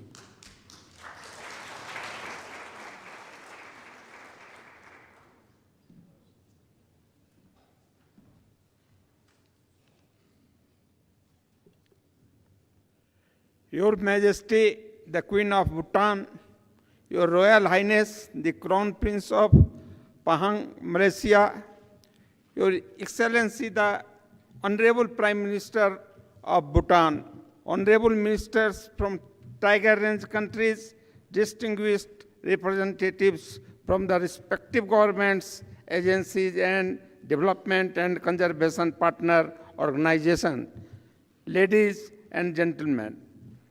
It is my great honor to convey my warm regards and greetings in this noble gathering. I thank the Royal Government of Bhutan for organizing the Sustainable Finance for Tiger Landscape Conference in this beautiful country. Today, we are here to make a commitment for the conservation of one of the most majestic animals on the planet, the tiger. I am happy to note that the government of Nepal has taken many important steps to conserve biodiversity with particular focus on the rare and endangered wild species. Tiger is one of the few species which has not only an ecological value, but also cultural, social, and economical value.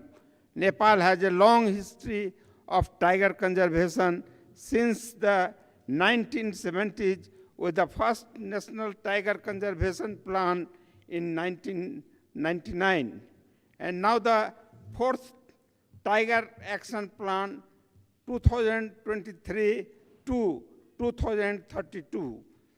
Your Excellency, ladies and gentlemen, Nepal has adopted the landscape level conservation approach and now successfully implemented the transboundary tri-arc landscape, especially focusing on tiger habits, together with livelihood of local communities. We have now realized that transboundary coordination and cooperation is an important dimension of tiger conservation. Government of Nepal has approached tiger conservation through a landscape approach by establishing 5 national parks in lowland areas with equal priority to forest corridors outside national parks for ecological connectivity. Furthermore, Nepal has different layers of organizations for tiger conservation, from community level to prime ministerial level. Similarly, Nepal Army has been deployed for the protection of national parks and wildlife reserve, whereas Central Investigation Bureau's CIB of Nepal Police controls organized wildlife crimes.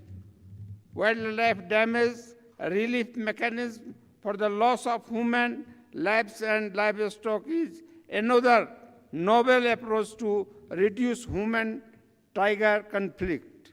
Because of its effective implementation, Nepal has come up with good results in building local stewardship in wildlife conservation.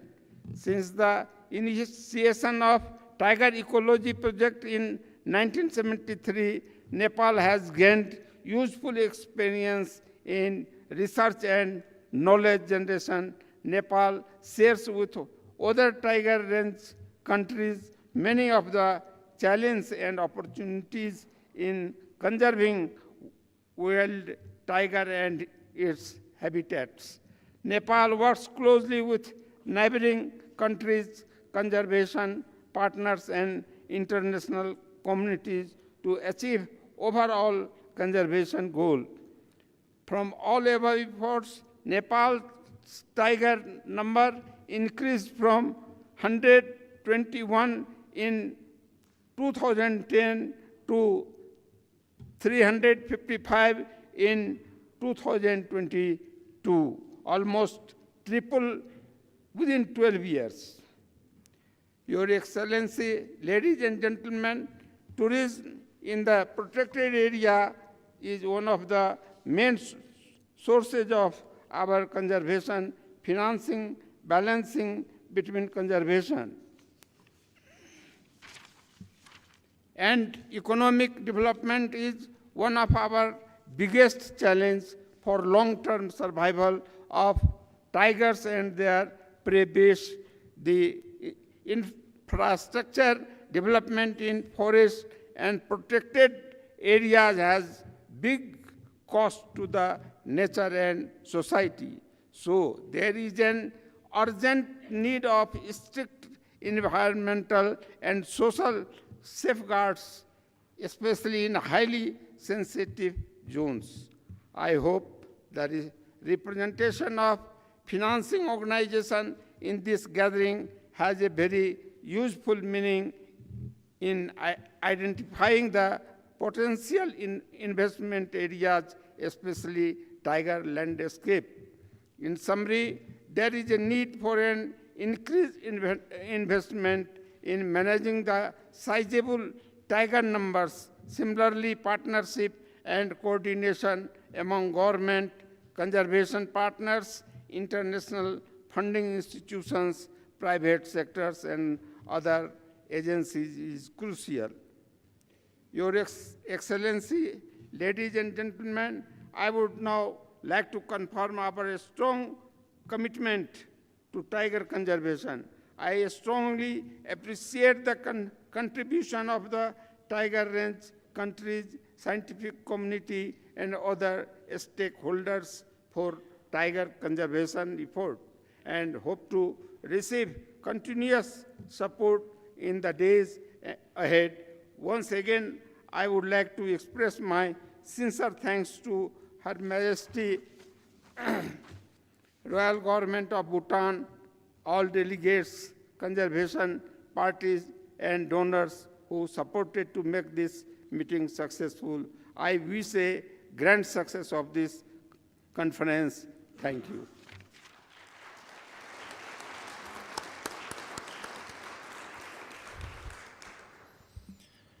Thank you, Your Excellency. We are very inspired by Nepal's achievements in tiger conservation, and we congratulate Nepal in successfully almost tripling your tiger population in the last 12 years. Now, I would like to welcome His Excellency Dr. Sia Sam Ang from Cambodia, Secretary of State from the Government of Cambodia.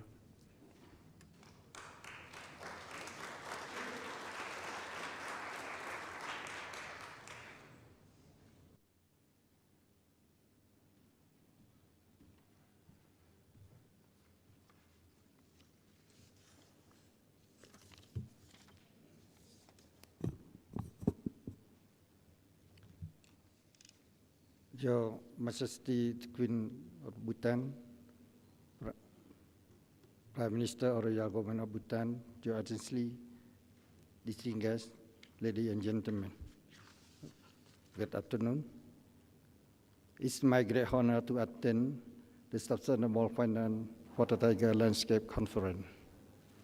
On behalf of the Cambodia Ministry of Environment, I would like to express my gratitude to the Royal Government of Bhutan for the invitation to the important international gathering. Cambodia is proud to be the tiger range country, an active member of the Global Tiger Forum, and international Big Cats Alliance. As you all probably know, tiger was last captured by camera trap as our last record from the Mandalgiri province, Eastern Cambodia in 2007. Centerpiece national political stability, economic growth, and national development, the The conditions are now right to tiger to return to the Cambodia. The royal government of Cambodia is a partnership with many actors are committed to reintroduce tiger on this reintroduction will be initiatively be focused on the Katamon mountain range in southwestern Cambodia. Cambodia has great support for this effort from the global conservation community and the tiger range country government, particularly from India. We offer great thanks to the technical support provided by the National Tiger Conservation Authority and Wildlife Institute of India and in the embassy in Cambodia, particularly Her Excellency Ambassador, and social organization as well as airline. The theme of the event, sustainable financing for the tiger landscape, is particularly appropriate for Cambodia, and we have important lessons to share and experience, particularly of Red Plus and Carbon as follows.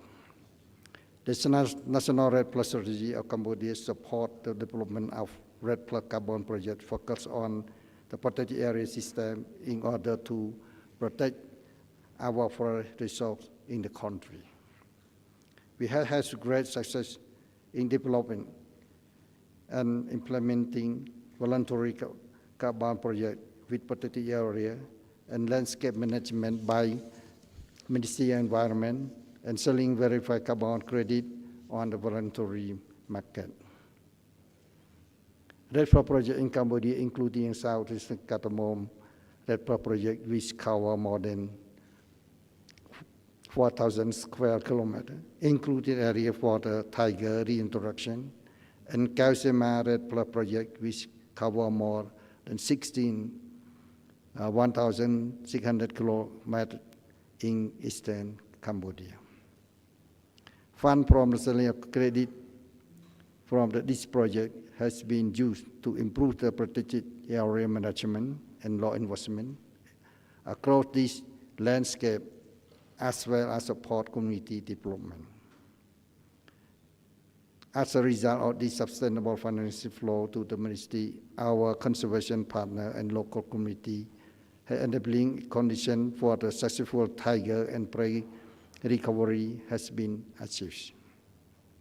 We are currently implementing one of the largest camera trap survey conducted in the country, using more than 100 cameras and with internet call support from the Wildlife Institute of India to monitor prey number in the Katamon reintroduction landscape. We also explore rewarding opportunity across the country involving many threatened bird, mammal, and reptile species in order to restore ecology balance. By all this support and driving by revenue from the carbon projects. The royal government of Cambodia is committed to sustainable financing for the landscape conservation and is very interested about the mechanism and opportunity being present at this conference. Additional innovative financial approach, including bond, the Tiger Ecosystem Fund, and biodiversity credit or certificate, all have potential for the Cambodia, and we are open to idea and investment in order to achieve our joint and ambitious conservation goal. Before ending out my remark, it will be the honor to implement the tiger reintroduction program and collaboration with the global conservation partner. In particular, our esteemed colleagues with the government of India and return the tiger to the Kingdom of Cambodia. Finally, I wish sustainable financing for tiger landscape conference great success. Thank you.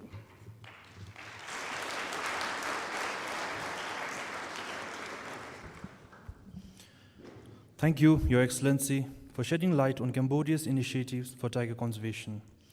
Representing China, we have His Excellency Mr. 𝐓𝐢𝐿, Deputy Administrator from the National Forestry and Grassland Administration.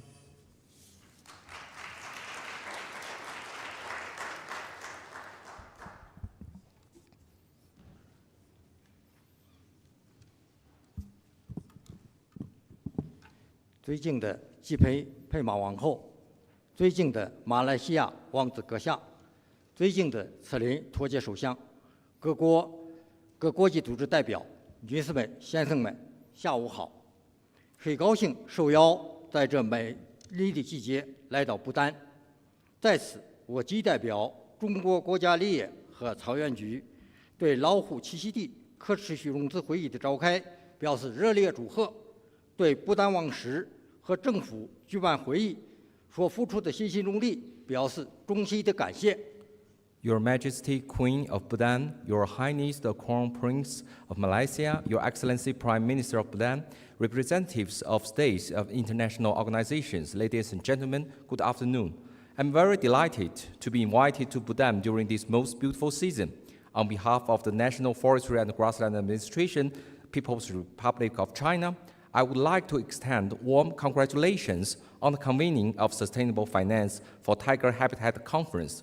Sincere thanks to the Bhutan royal family, government, and its people for your hard working in organizing this conference. 人与自然是生命共同体，保护野生动物、植物就是保护人类自己。中国国家主席习近平指出，野生动物是地球上所有生命和自然生态体系的重要组成部分，它们的生态状况同人类可持续发展息息相关。虎是全球关注的旗舰物种之一，其生态状况是评判生态系统完整性和稳定性的重要指标。老虎保护是全球可持续发展进程中一项重要议题。Man and nature are the community of life, and protecting wildlife is protecting ourselves. His Excellency Mr. Xi Jinping, the President of China, pointed out that wildlife is an important component of all lives and the natural ecosystem on Earth, and their survival is closely related to sustainable development of human being itself. Tigers is one of the flagship species of global concern, and their survival status is an important indicator of the ecosystem integrity and stability. Tiger conservation is also an important issue in the global sustainable development process.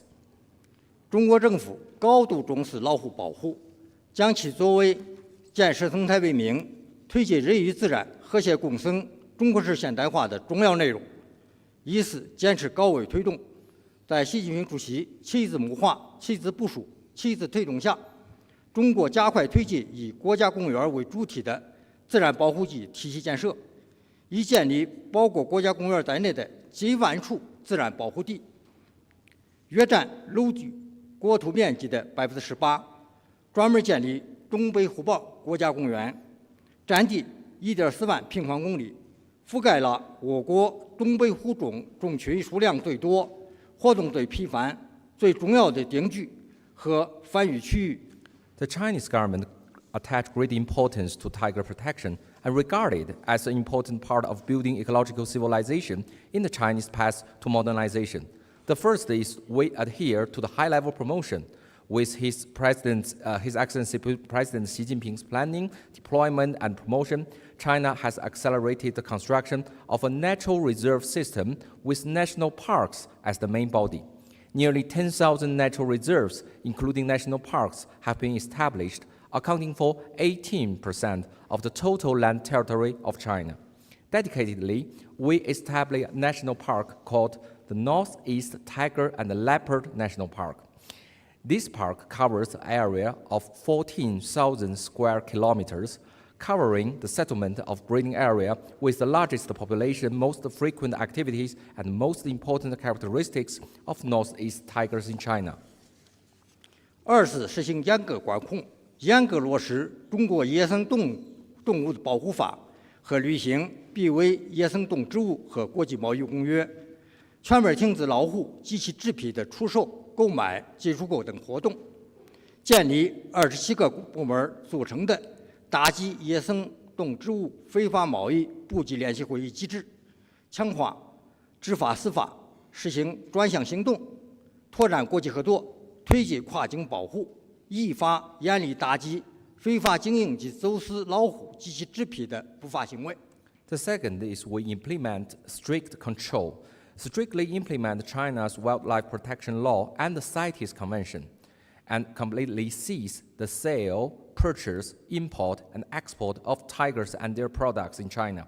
Establish an inter-ministers joint conference mechanism, which consists of 27 central departments to combat illegal poaching and trade in wildlife animals and plants. We strengthen the law enforcement, we implement the special actions, we expand international cooperation, and most importantly, we strictly crack down on the illegal operation and smuggling of tiger and their products in accordance with the law.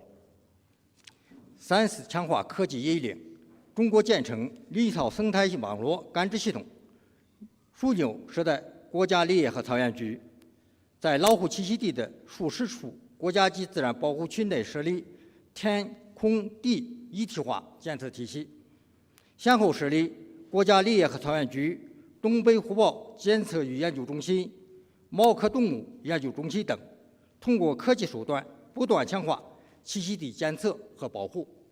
The third is we strengthen the technology innovation. China has established a forest and grassland ecological sensing network with the headquarters in Beijing in the National Forest and Grassland Administration. By this network, we established an integrated monitoring system from the sky to the ground in dozens of national natural reserves in tiger habitat.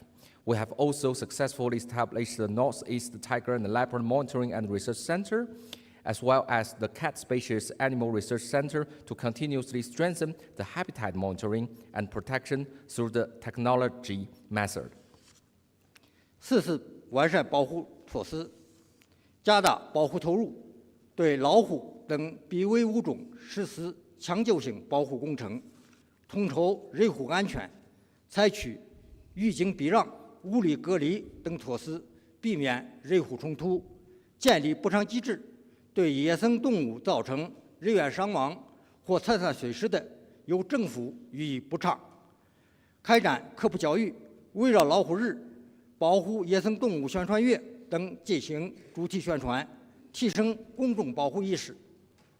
The fourth is we improve the safeguard measures. We increase the investment in conservation and implement rescue conservation projects for endangered species such as tigers. We also coordinate the safety of human and tigers. We take measures such as early warning, the physical means to avoid conflict between the humans and tigers. China established a compensation mechanism. By this mechanism, the government compensates for the casualties or property damage caused by the wildlife. We also carry out science education. We promote social campaign as the Tiger Day, as the Wildlife Conservation Awareness Month, so that we can enhance the public awareness of conservation. 经过努力，中国野生呼吸条件持续改善，盗猎及非法交易案件不断下降。近1年来，东北虎豹国家公园监测到新繁殖幼虎20只以上，虎种群呈现恢复性增长的良好态势。Through the efforts, the habitat condition of the wild tiger in China continue to improve, and the case of poaching and illegal trading continue to decline. In the past 1 year, more than 20 newly bred tiger babies have been detected in the Northeast Tiger and Leopard National Park, and the tiger population has shown a good trend of recovery growth. 女士们、先生们，生态性在文明性，人类是命运共同体，唯有团结协作，方能有效应对全球性挑战。2010年以来，包括不丹在内的多个国家联合相关国际组织，召开全球老虎论坛和相关部长级会议，制定了全球野生虎种群恢复计划等纲领性文件，开展了大量主要成效的保护合作。The ecological prosperity leads to the civilization prosperity. Humanity is a community with a shared future, and only through united efforts and cooperation can we effectively address the global challenges. Since 2010, the multiple countries, including Bhutan, have joined forces with relevant international organizations to hold global tiger forum and minister-level meetings and formulated documents such as the GDRP, the Global Tiger Recovery Program, carrying out a large number of effective conservation cooperations. 我国将深入贯彻落实习近平生态为民思想，愿积极参与全球老虎保护行动，以贝斯奇会议为契机，继续深化同各老虎分布国和相关国际机构的合作，为有关发展中国家提供力所能及的支持和帮助，促进虎穴虎鲣以东北虎豹等旗舰物种保护，引领其他濒危物种以及生态系统保护，推进全球生物多样性治理迈上新一台阶。 At last, China will continue implement Xi Jinping's thought in ecological civilization and is willing to actively participate in the global tiger conservation action, taking this conference as an opportunity to further deepen cooperation with tiger distribution countries and relevant international institutions. China will provide support and assistance to relevant developing countries based on our capacity, promote mutual learnings, and conduct other conservation with the protection of flagship species such as the northeast tiger and leopard, promoting the global biodiversity governance to a new level. 最后，祝本次会议取得圆满成功，谢谢。I wish this conference a complete success. Thank you.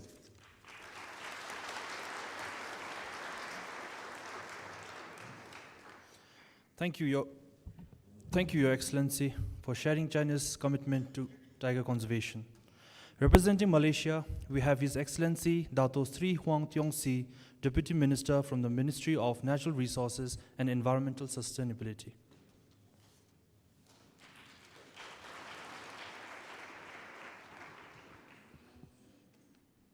Your Majesty, the Queen of Bhutan, His Royal Highness, Crown Prince of Pahang, Malaysia, Your Excellency, Prime Minister of Bhutan, Your Excellencies, Ministers, CEO, Global Environment Facilities, President and CEO, WWF US, distinguished delegates, ladies and gentlemen. Foremost, Malaysia would like to express our appreciation to the Royal Government of Bhutan for your gracious hospitality in hosting this important event and our profound gratitude to the organizer for their tireless effort in successfully organizing this significant conference. Tigers have long been revered in numerous cultures throughout Asia. They may be animated symbol of power, beauty personified, regal icon of the wilderness, or even a presentation for ferocity. It is on a coincidence that tigers have become emblems for many countries in this region.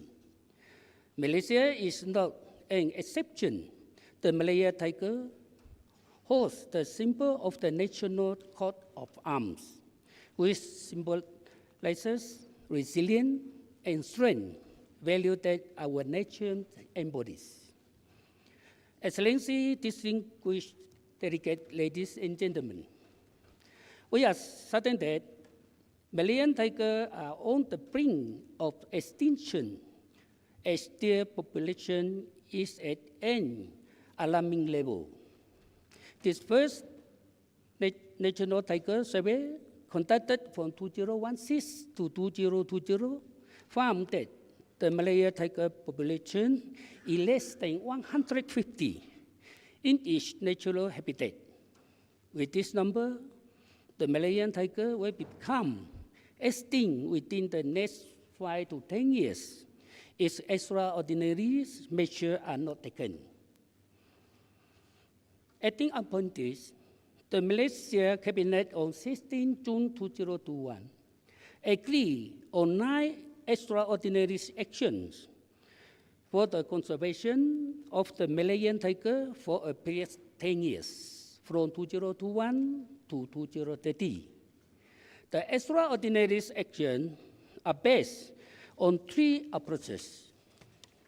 First, strengthening boots on the ground, and the conservation of the habitat of the Malaya tiger. Second, improving good governance and effectiveness in the implementation of conservation efforts. And third, strengthening initiatives to ensure that survival of the Malayan tiger through innovative financial instruments and the Malaya tiger habitat accreditation scheme. Excellency, distinguished delegates, ladies and gentlemen, the extraordinary actions emphasize a whole government and whole society approach to recognizing the important roles of whole stakeholders, including indigenous people and local communities, non-governmental organizations, and the private sector. I would like to draw your attention to several important initiatives. First, the Biodiversity Protection and Patrolling Program, BP3, which mobilizes community rangers to strengthen boots on the ground. Second, the establishment of the National Tiger Conservation Task Force, MyTTF, to demonstrate the commitment to Malaya tiger conservation. Third, the ecological physical transfer for biodiversity conservation, EFT, to incentivize state government to protect and increase coverage of protected area. Fourth, the establishment of the Wildlife Crime Bureau under the Royal Malaysia Police to strengthen and enforcement of wildlife crime. And fifth, the establishment of the National Committee for Conservation assured tiger standards heads to promote an accreditation scheme to improve effectiveness in Malaya tiger habitat management. The Malaysian government has provided significant funding to support the execution of extraordinary action. More than $150 million has been allocated for the BP3 and EFT initiative. In addition to that, I would like to express our gratitude to the Global Environment Facility, our GEF, for approving the Global Wildlife Program Malaysia project, which includes a $1.5 million allocation for the conservation of the Malaya tiger. I am pleased to report that after 3 years of implementing this extraordinary action, it assumed promising outcome, where scientific evidence indicate that the number of newborn Malaya tiger have increased. Nevertheless, we believe that this is just the beginning of our work, and we are determined to strengthen our effort to protect the Malaya tiger. Excellency, distinguished delegates, ladies and gentlemen, one, the international prompts Malaysia take its commitment to tiger conservation seriously and is proud to be party to multilateral conventions, including the Convention on Biological Diversity, CBD, and Convention on International Trade in Endangered Species of Wild Flora and Fauna, CITES. Furthermore, Malaysia has also recently become a founding member of the International Big Cat Alliance, or IBCA. Nonetheless, we believe that we cannot do this alone. In this regard, Malaysia calls for greater support from partners, especially through adequate financial resources to allow the successful execution of tiger conservation initiative. For this reason, Malaysia feels it is crucial that resource mobilization and sustainable financial mechanism be put in place.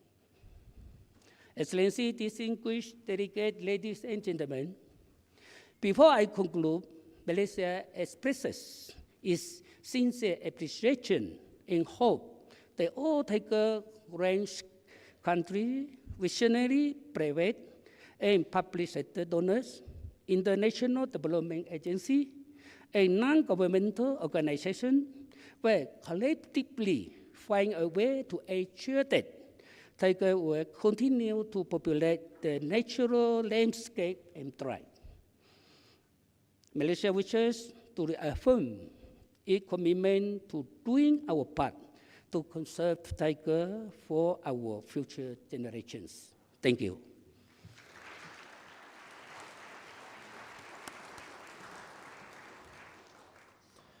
Thank you, Your Excellency, for your insightful remarks and dedication to tiger conservation efforts in Malaysia. From Vietnam, please welcome His Excellency Mr. 𝐤𝐴 𝐷, Vice Minister from the Ministry of Agriculture and Rural Development.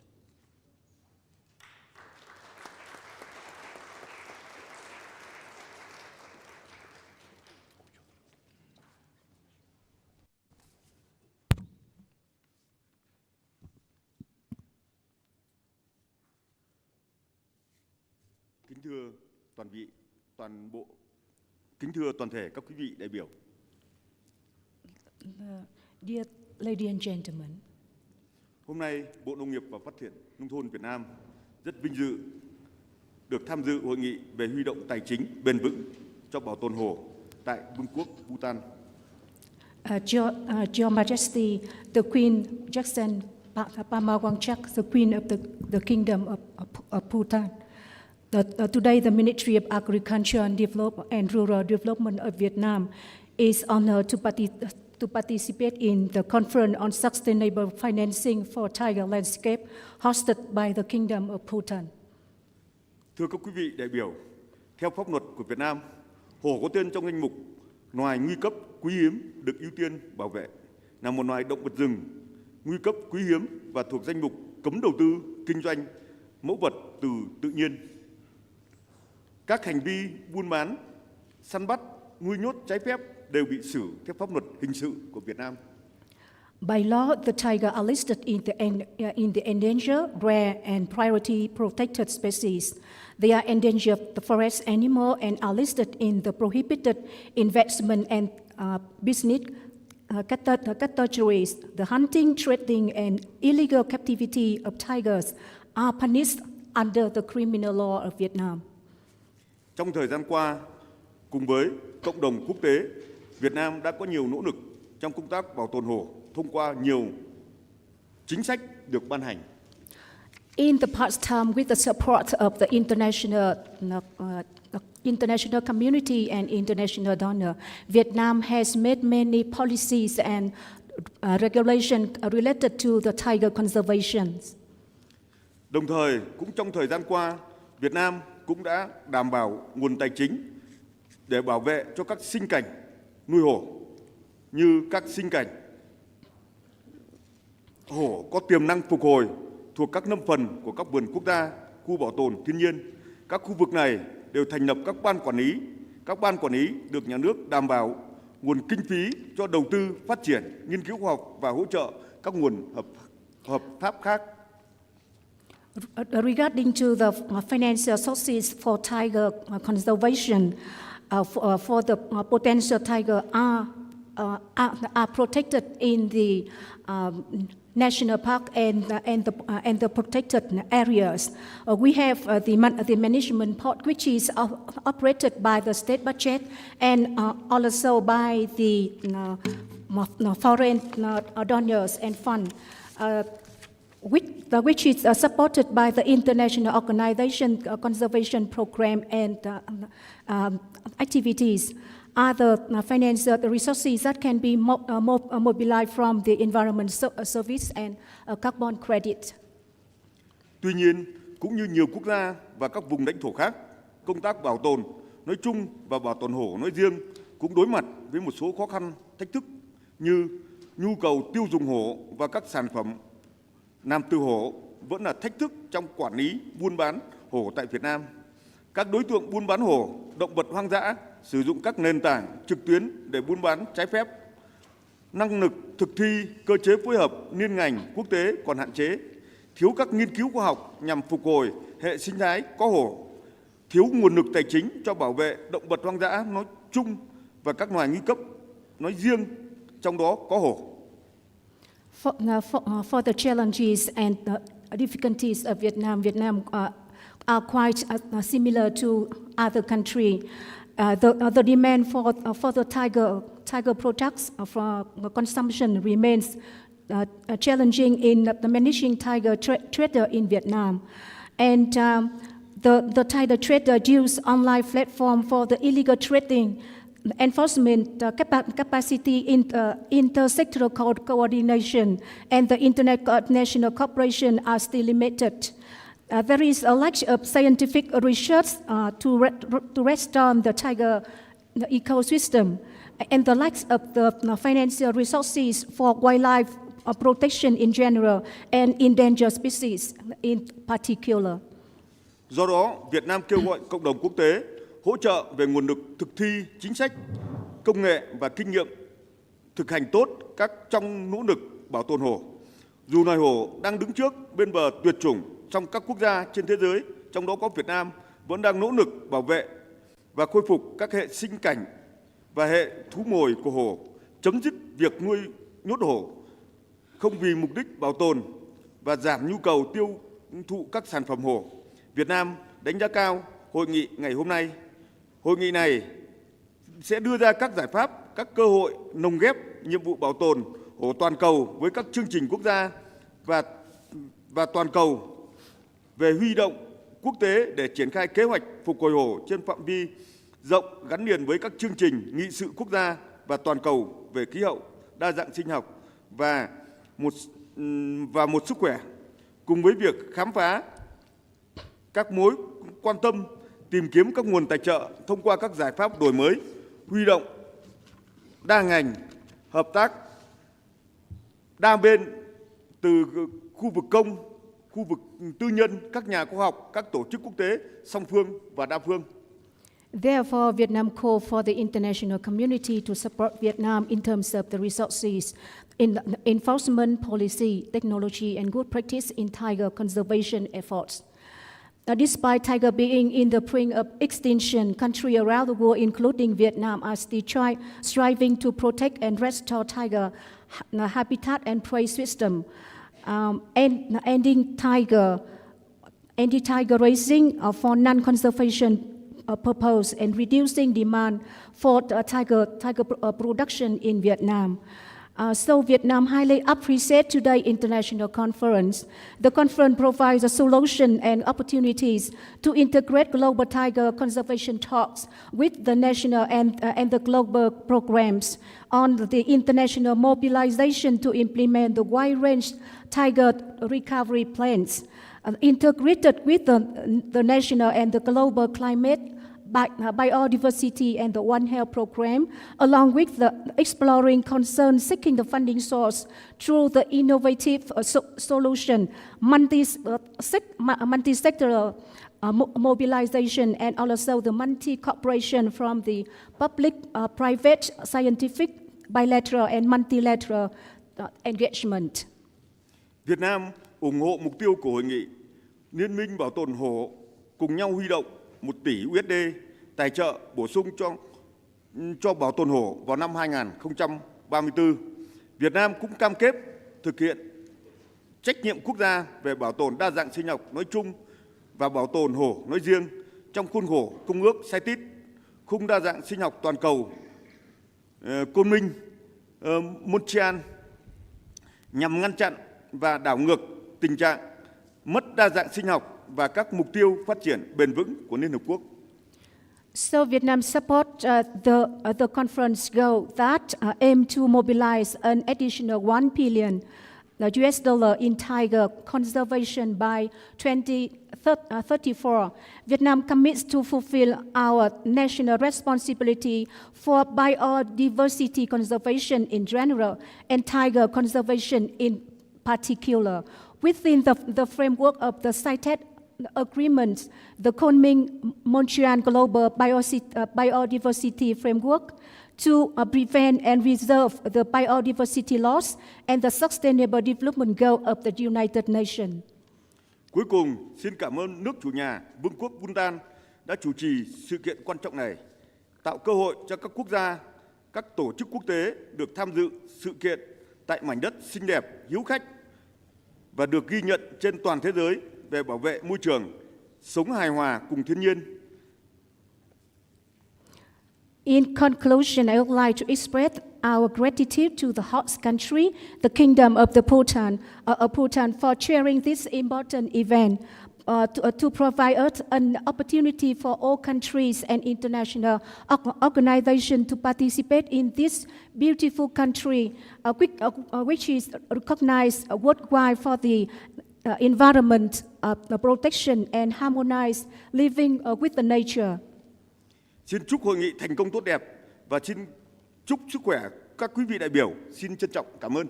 I wish the conference great success and good health to all delegates. Thank you for attention.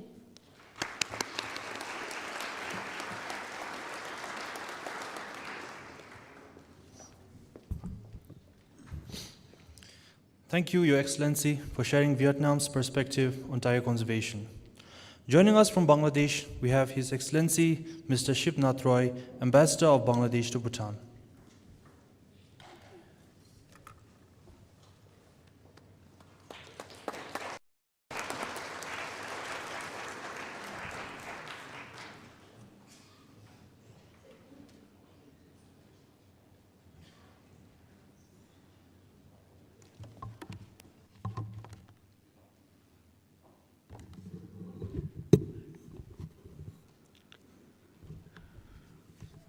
Her Majesty, the Queen of Bhutan, His Royal Highness, Crown Prince of Pahang, Malaysia,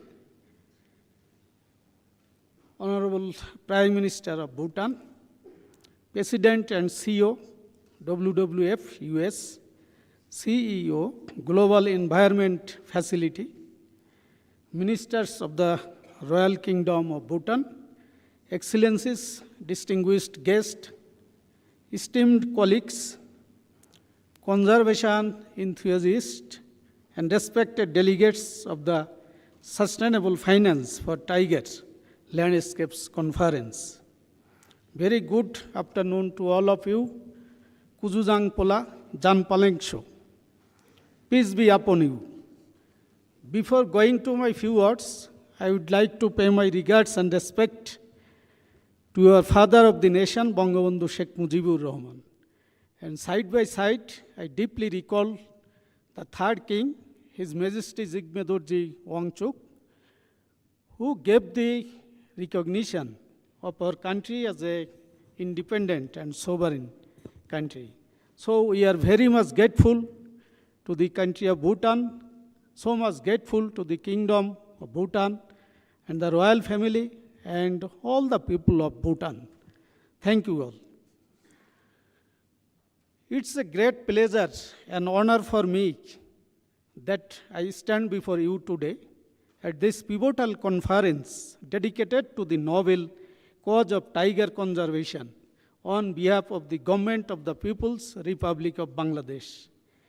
As we gather in the spirit of collaboration and commitment, we are united by a shared vision, a future where the majestic tiger thrives in its natural habitat, free from the threats of extinction. The tiger, a symbol of strength and resilience, faces a critical juncture. Despite our collective efforts, the specter of habitat loss, poaching, and human-wildlife conflict continues to loom large. However, it is not too late to alter the course of this narrative. The key to securing the future of tigers lies in sustainable financing, investments, that not only booster conservation efforts, but also empower local communities and foster economic vitality. Dear participants, sustainable financing for tiger conservation is not a singular pathway, but a mosaic of innovative strategies.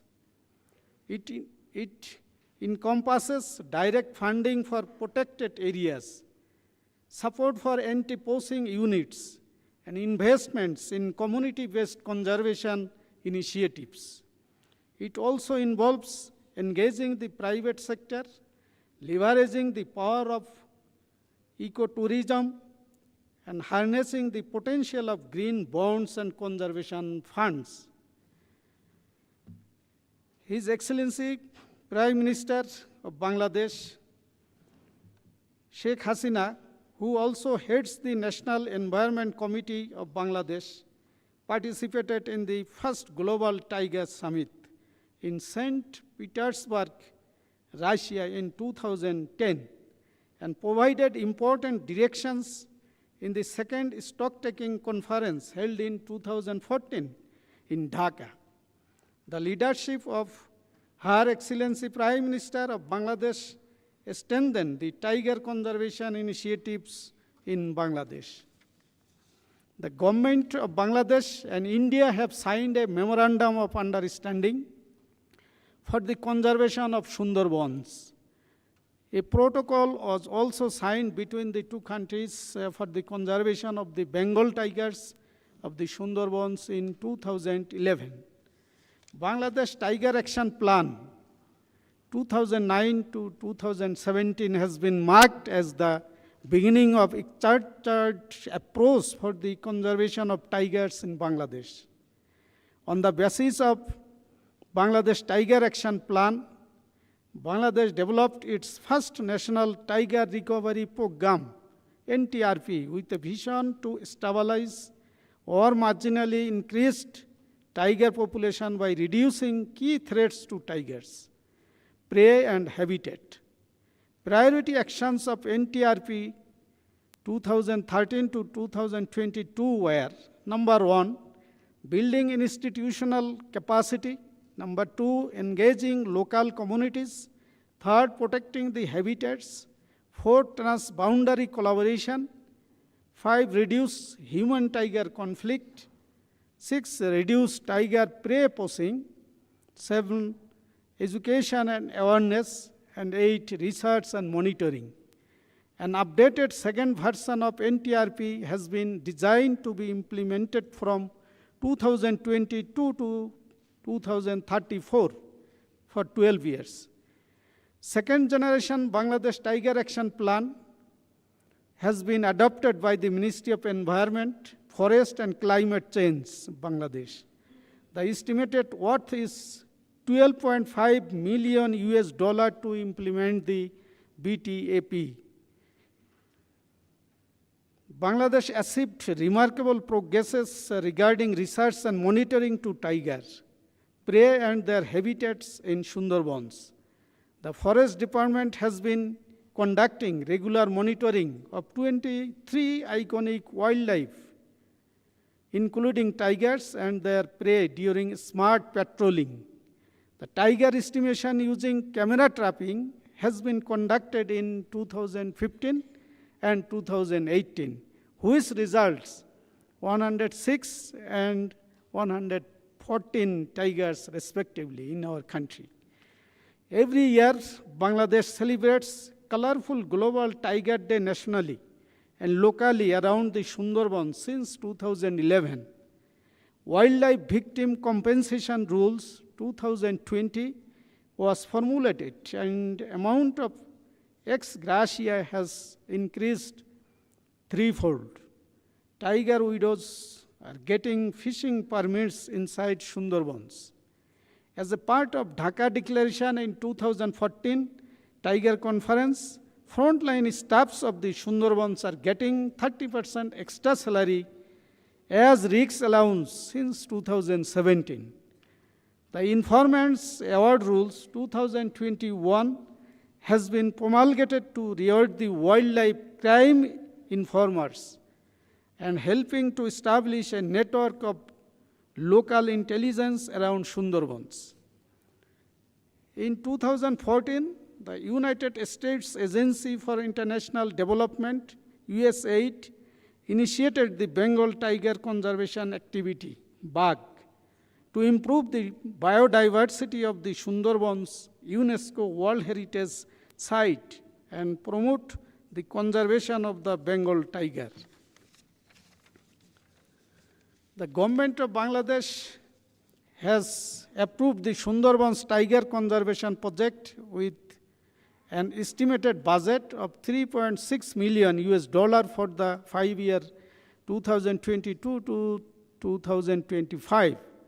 The major components of this project are third phase tiger and prey estimation, human-tiger conflict management, training and capacity building of forest department staffs and local community, translocation of estate tigers for improving genetic diversity between populations isolated by wide rivers, construction of 𝐒𝐞, including the research on tiger disease.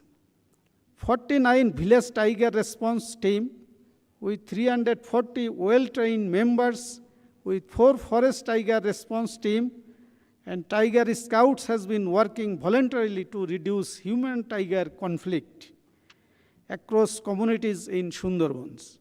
These community networks have become a role model for conflict mitigation.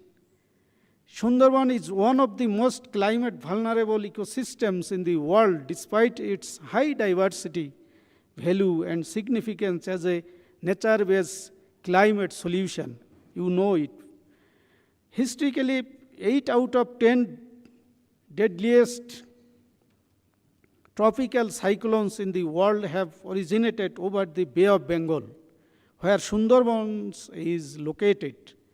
Moreover, 70% of the Bangladesh Sundarbans is just a few feet above sea level, thus highly vulnerable to projected sea level rise. A habitat suitability modeling using IPCC climate scenarios revealed that climate change and rising sea levels may wipe out the world's last and largest Bengal tiger strongholds in the Sundarbans. The Sundarbans is an active delta, notable erosion and deposition are happening. Salinity changes due to reduction of fresh water flow from upstream negatively influencing the vegetation pattern and posing threats on ungulate species as well on tigers. The Strategic Environment Assessment 2021 of the southwest region of Bangladesh for conserving the outstanding universal value of Sundarbans predicted a high growth investment and innovation will be observed to achieve Bangladesh, a high-income country, status by 2041. The main challenges are to enhance the positive impact and to avoid or mitigate the negative impact of this high-growth region adjacent to the Sundarbans tiger landscapes. Distinguished delegates, the challenges we face are not confined by borders. They are global. Therefore, our solutions must be equally expansive. International partnerships and coalitions are instrumental in pooling resources, sharing knowledge, and driving policy changes. Together, we can amplify our impact and ensure that financial mechanisms are aligned with conservation priorities. As we deliberate and discuss over the coming days, let us be bold in our ambitions and steadfast in our resolve. Let us pledge to forge new alliances, catalyze investment, and innovate with purpose. The path ahead is fraught with challenges, but it is also ripe with opportunity. In closing, I urge each one of you to consider the legacy we wish to leave behind. A world where the roar of the tiger echoes through the forest is not a distant dream. It is a reality within our grasp. We should choose to reach for it. Thank you all for patience hearing me. Thank you all. Tashi Dilek. May the conference successful. Joy Bangla, Joy Bangabandhu. Thank you all.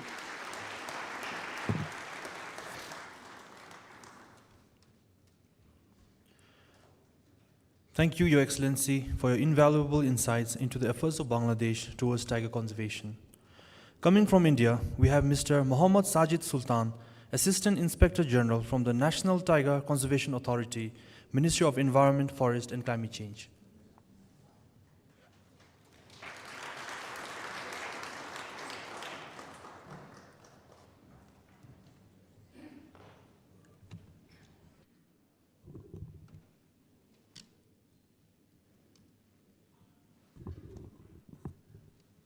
A very good afternoon, Her Highness, the Queen of Bhutan, His Excellency, Prime Minister of Bhutan, His Royal Highness, the Crown Prince of 𝐲𝐽, Malaysia, other ministers, and esteemed delegates from different countries. Greetings from India to all. The success story of big cat conservation in general, and tigers in particular, is the testimony of the Government of India's commitment towards conservation of this majestic species and their habitat. To throw a light on the financial status of tiger conservation in India, I would like to state the following. The government, since 1973, has assured sustained financial assistance to all the activities pertaining to tiger reserves through the federal funding mechanism under the scheme called the Project Tiger. The scheme has completed 50 years of conservation success, which started from 9 tiger reserves with about 9,000 square kilometer area to about 55 tiger reserves as on date, with an area above 75,000 square kilometers. The committed funds from the Indian government annually ranges between 350 to 400 crores, that is around $40 million US. Apart from this direct funding, parallel schemes of the government, such as the CAMPA, support special activities in tiger landscapes. For example, compensation for voluntary village relocation for creating inviolate spaces within tiger reserves, various research projects, to name a few.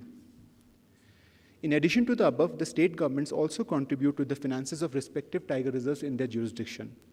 The success can be well measured through the numbers, which is, as on today, is close to 3,700 Royal Bengal tigers in the wild, which is growing at a rate of 6% per annum. Furthermore, India is currently exploring funding avenues from the non-governmental sources under the corporate social responsibility. Organizations such as the Indian Oil Corporation, General Insurance Corporation of India, Wonder Cement Limited, etc., have contributed close to 29 crores, that is close to $3.5 million US in the last 2 years.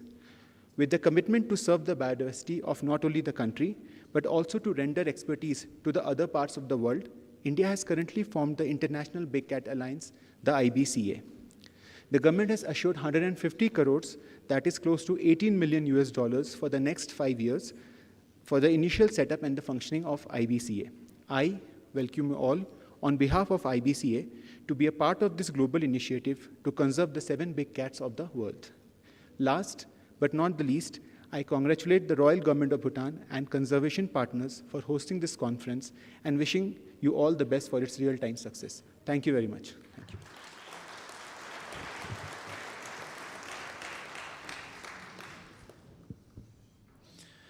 Thank you, Mr. Sultan, for sharing a statement on tiger conservation.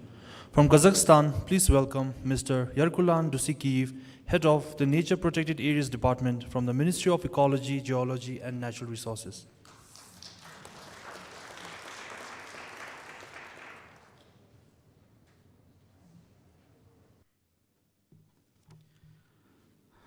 Good afternoon, Your Majesty the Yeltsin, His Royal Highness the Crown Prince of Pahang, Malaysia, His Excellency the Prime Minister of Bhutan, Your Excellency Ministers and honored participants of the conference, ladies and gentlemen.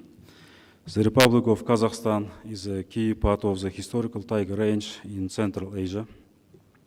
in 2010 as a part of the International Forum on Tiger Conservation in St. Petersburg. The Republic of Kazakhstan committed itself to returning tigers to the wild in Central Asia. As a result of the efforts of scientists, in 2017, a memorandum was signed with the World Wide Fund for Nature on the implementation of the tiger reintroduction program in the Republic of Kazakhstan. Since 2018, the program has been implemented by the state with the support of WWF and UNDP. Today in Kazakhstan, the implementation of the tiger introduction program is supported at the highest level. The President of the Republic of Kazakhstan, Mr. 𝐓𝐻𝐶 𝐿 pays special attention to its implementation.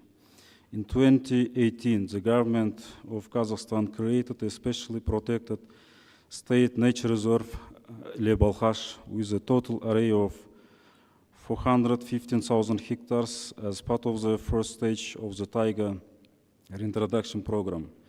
Ecosystem restoration of the southern coast of the Balkhash Lake and the delta of Ile River. Together with the previously existing pre-Balkhash and Kharoy sanctuaries, the potential tiger habitat area amounted to more than 1 million hectares. Separately, in 2018, about 1 million more hectares of the Kapchagay-Balkhash ecological corridor was created to ensure safe migrations of ungulates. As a result of reintroduction activities, over 200 Bukhara deers and 60 kulans have been released and adapted to the area of the future tiger habitat. The overall ungulate density in the area of proposed release has now reached over 20 individuals per 1,000 hectares. Modern methods of protection and monitoring are implemented in the protected area. Monitoring reforestation programs designed to support and involve local residents and eco-educational projects are underway. In the context of climate change, special concern of the state is water supply, the introduction of water-saving technologies, projects and adoption of local residents to climate change and introduction of nature-based solutions. The volume of state funding for the development of the 𝐓𝐺𝐻 reserve since its establishment has amounted to about $3.7 million. The government of my country actively supports international initiatives aimed at the restoration and protection of ecosystems in the tiger landscape. In particular, the financing of a set measures within the framework of UNDP projects amounted to about $1.35 million. Within the framework of the memorandum with the WWF on the implementation of the program, support was provided for a total amount of about $3.7 million. In the coming years, with the expected release of tigers, it's planned to increase funding from this source and to find additional funding. Special attention will be paid to the development of infrastructure, construction of a visitor center, preventive measures to prevent human-nature conflicts, creation of mechanisms to compensate local residents for possible loss of livestock, strengthening measures to protect natural areas, firefighting measures, reforestation and tiger breeding, translocation and release. Despite the fact that the total human population in the greater tiger landscape of 3.7 million hectares is quite small, only 28,000 people, most of whom are engaged in agriculture. The territory of the landscape is attractive for tens of thousands of tourists, especially hobby fishermen. With the emergence of the tiger population, the development of ecological tourism should become an important component for the sustainable development of the area. Sustainable development of the landscape also directly depends on water resources management in the context of climate change and increasing demand of the population, energy sector, and agriculture for water supply throughout the catchment area of the Ile River, which originates from the People's Republic of China.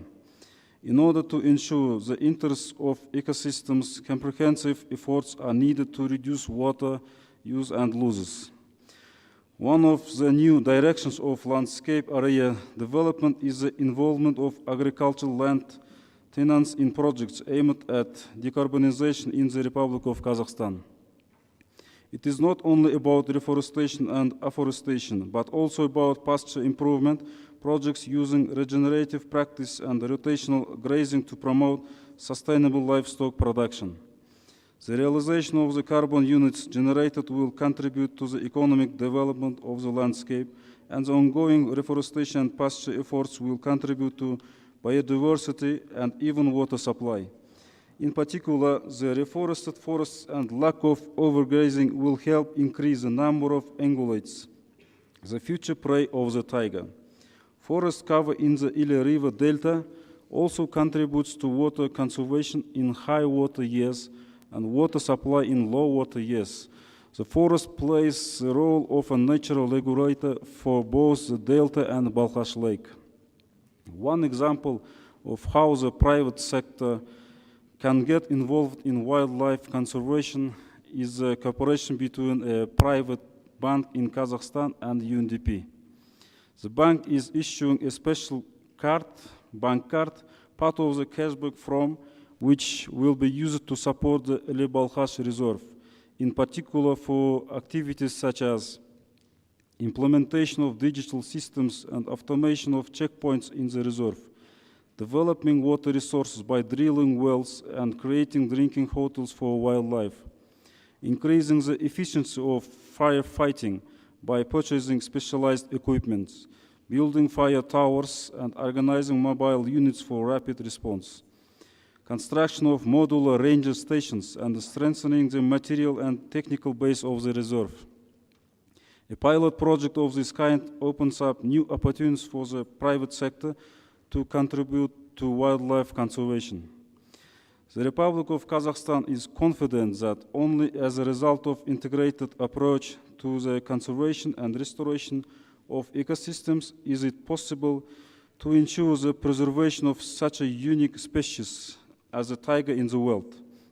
We are glad that Kazakhstan has an opportunity to contribute to this goal and will welcome any forms of cooperation with more experienced countries, as well as international organizations and institutions. Let me express confidence that this meeting today will strengthen our relationship and help in the conservation of the tiger population. Thank you very much. Thank you for your attention.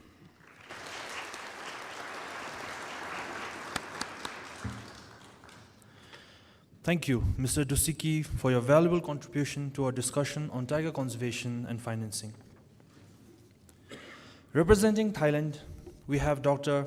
Rungnapa Pattanavibul, Advisor of Director General from the Department of National Parks, Wildlife and Plant Conservation, Ministry of Natural Resources and Environment.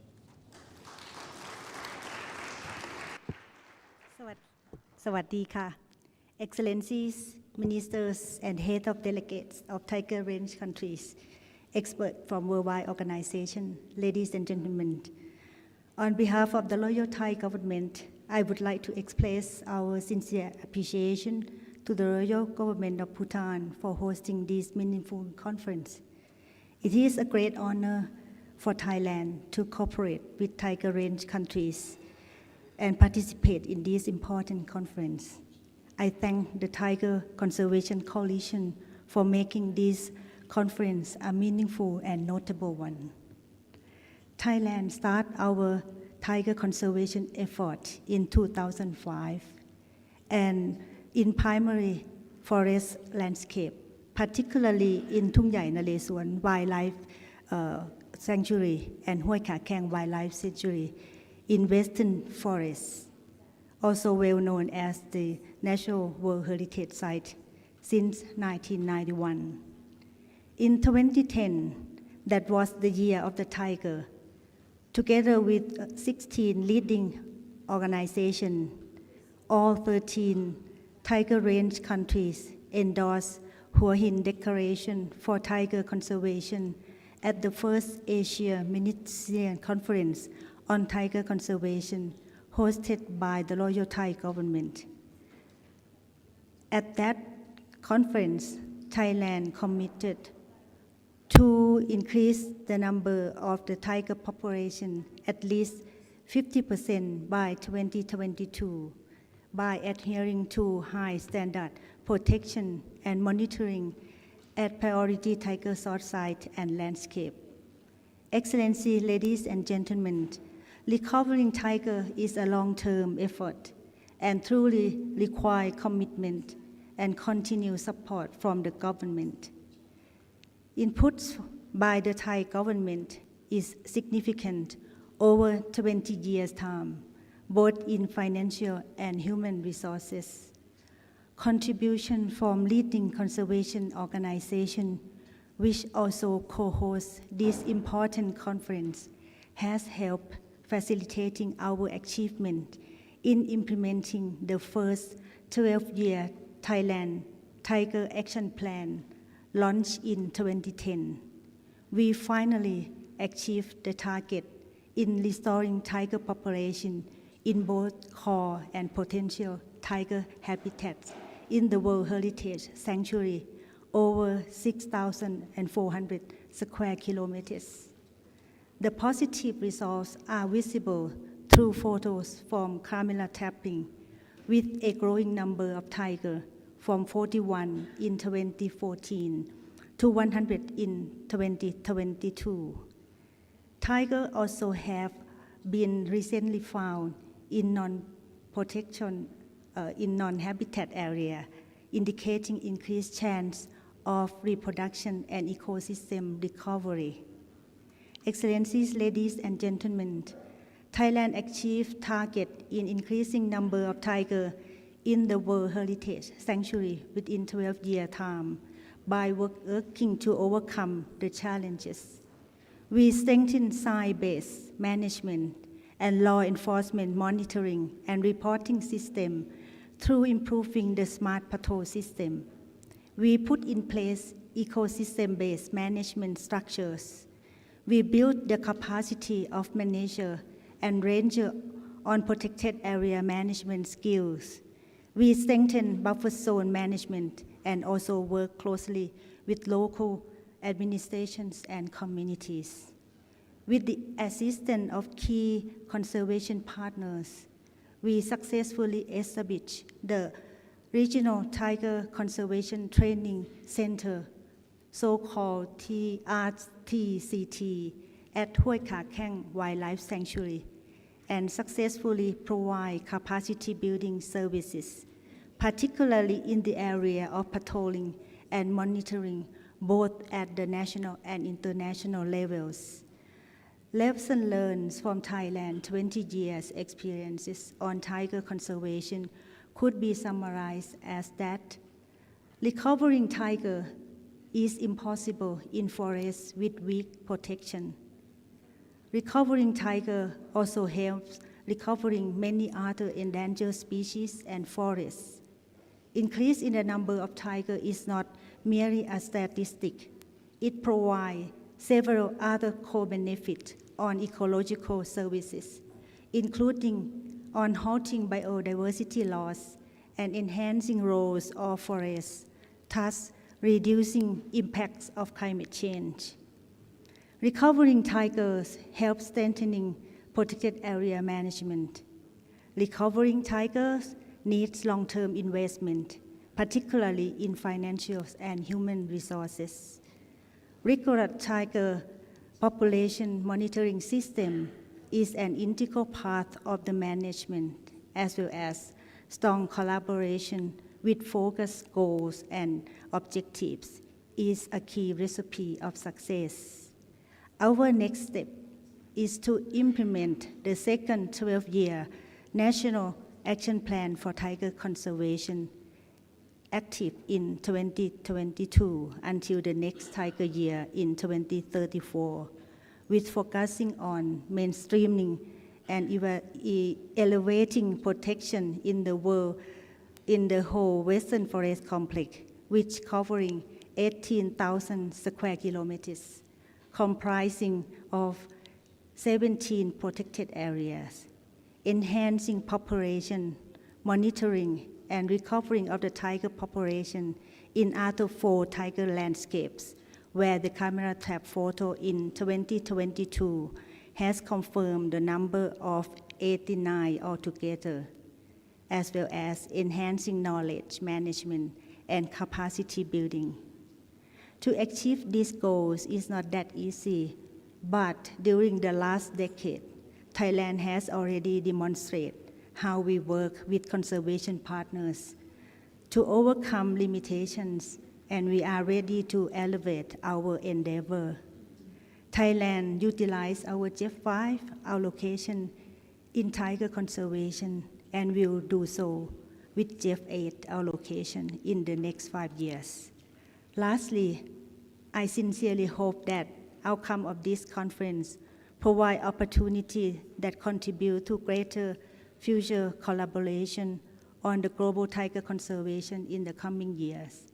Thank you very much for your kind attention. สวัสดีค่ะ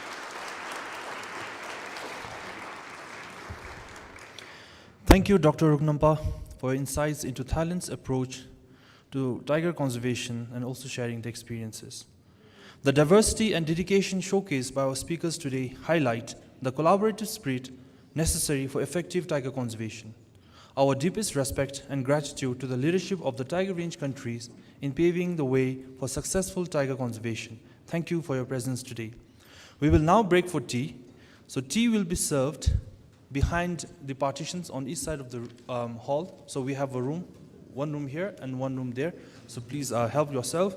And we will be back at 4 or 5 p.m.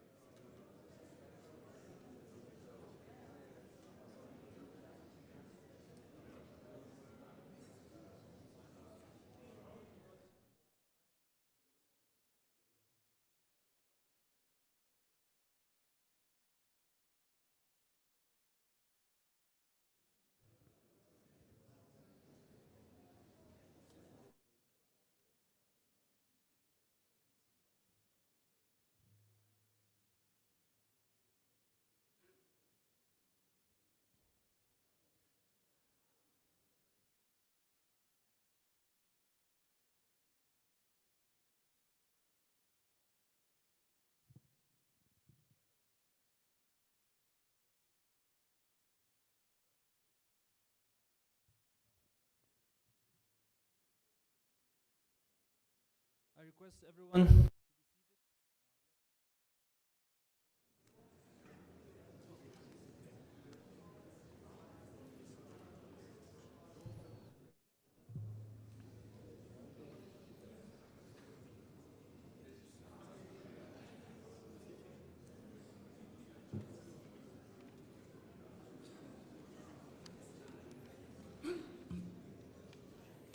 Welcome back from tea.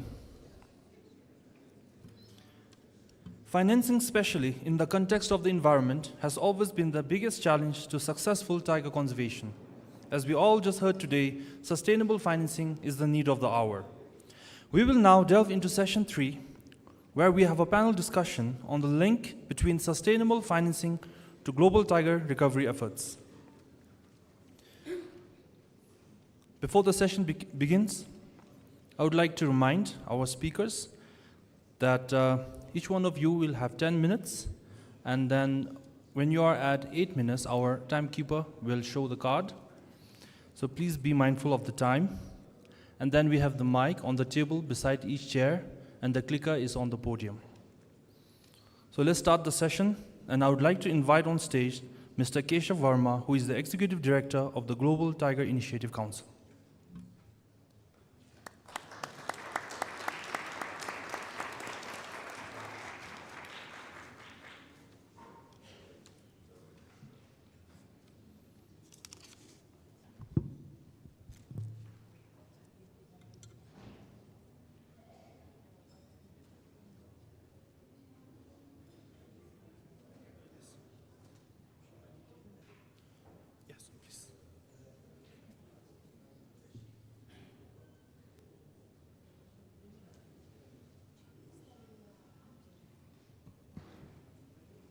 Good afternoon,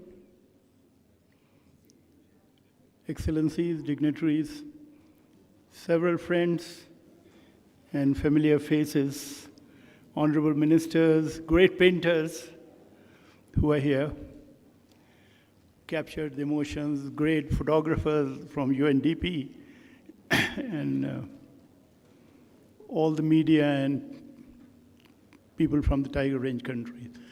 I am the CEO for Global Tiger Initiative.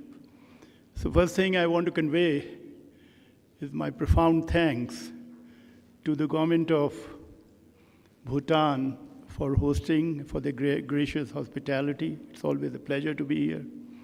And also to convey on behalf of the Global Tiger Initiative and our consortium, the Global Tiger Forum and the Global Snow Leopard Program, our very strong support to the initiative, which has been started by all the global partners. So thank you very much for doing this, and thank you very much and the best wishes for your efforts for the next 10 years for raising the resources at the rate of $137.5 million a year.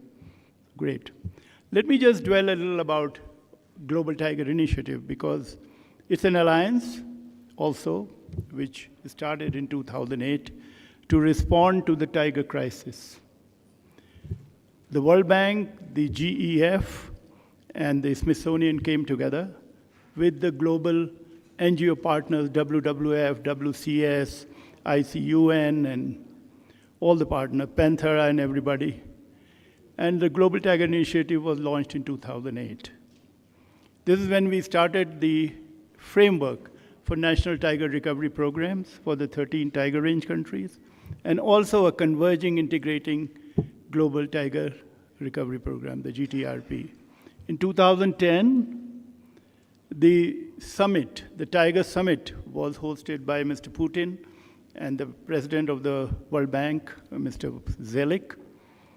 And from there came out the St. Petersburg Declaration, which gave a challenge of doubling the number of tigers by the time the next tiger year was to come. So by 2022, we have very good results, and we feel very gratified by the fact that tiger numbers have gone up from 3,200 to 5,700, and they are increasing, and we have started talking about conflicts. So definitely tiger numbers are increasing, and we have taken the spirit from Bhutan and not call them conflict, but call them coexistence. The Global Tiger Initiative and the St. Petersburg Declaration and later actually enhance the profile of tiger conservation in the world. And we could, together with the support of Global Environment Facility, raise $270 million for tiger conservation, which were distributed in among the countries. So that is important to understand how this was done, how Global Environment Facility, how the World Bank came together, how they helped the countries in developing investable grade projects, how they came together and accelerated the process that was required for accelerating the resource gap. So that went off well. The impact has been very, very salutary. And I want to convey that GTRP emerged as a single path forward. There was no kind of dissonance in it. Everybody came together, all NGO partners, the countries, everyone, and it moved forward. Today, we have the first presentation from Dr. Rajesh Gopal on the Global Tiger Recovery Program. Rajesh Gopal, as you know, he's not just the Secretary General of the Global Tiger Forum, but has single-handedly turned the face of tiger recovery from the slide to where we are, from 1,411 to more than 3,700 tigers in India. So he was also the member secretary of the National Tiger Conservation Authority, and actually laid the framework, laid the foundation, and India is doing rather well for that. So Rajesh, over to you. There is a bit of dictatorial thing. You have to finish in 9.8 minutes.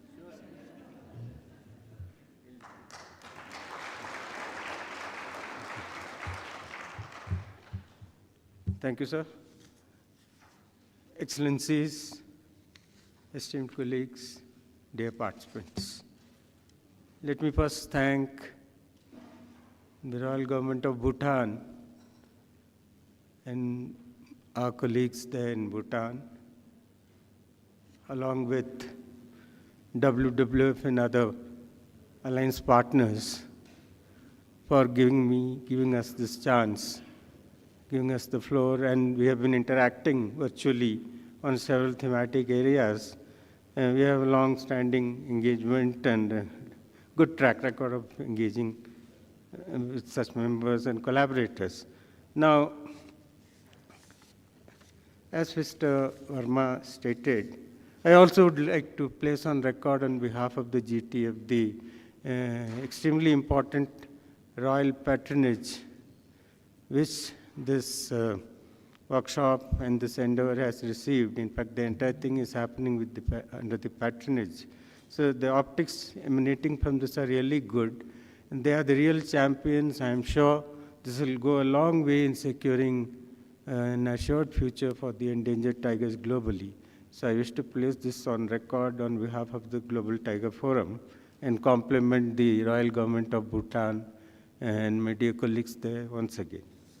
Now, coming back to the GTRP and the gap analysis, now, as Mr. Verma said, Tiger Range countries met in 2010. They agreed, and of course, he and Bob Zoellick from the World Bank, they were the driving forces along with all collaborators. Some of them are here.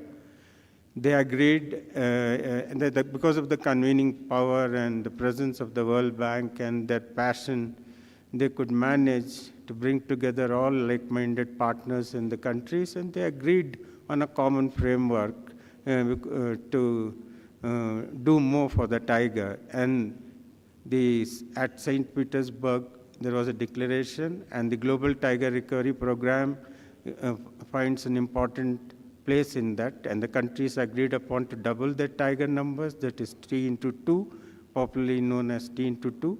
And for doing that, they committed to implement this Global Tiger Recovery Program. Now, the acronym is GTRP. The Global Tiger Recovery Program emanates from the National Tiger Recovery Program. Every country, it's a sovereign issue. Every country has its own agenda, tiger agenda, so an action plan of action is there. From that, the GTRP took shape. Now, how do I operate this?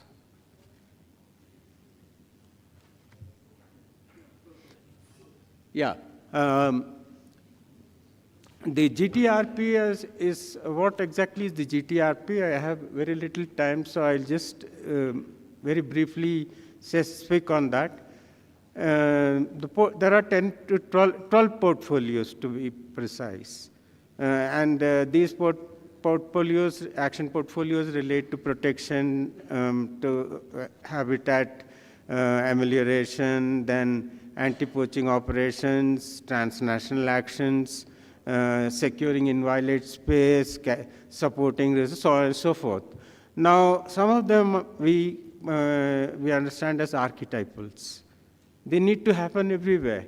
They are not specific to a country. Everywhere when you are embarking on something to say, on an in situ effort, you need to do that. Protection, you need to notify areas, you need to have an enabling policy regime, so on and so forth. So these are the archetypals, the common thing, overarching things cutting across tiger range countries. But some are very specific to a particular country. Say, for example, a country may have a lot of tiger farms.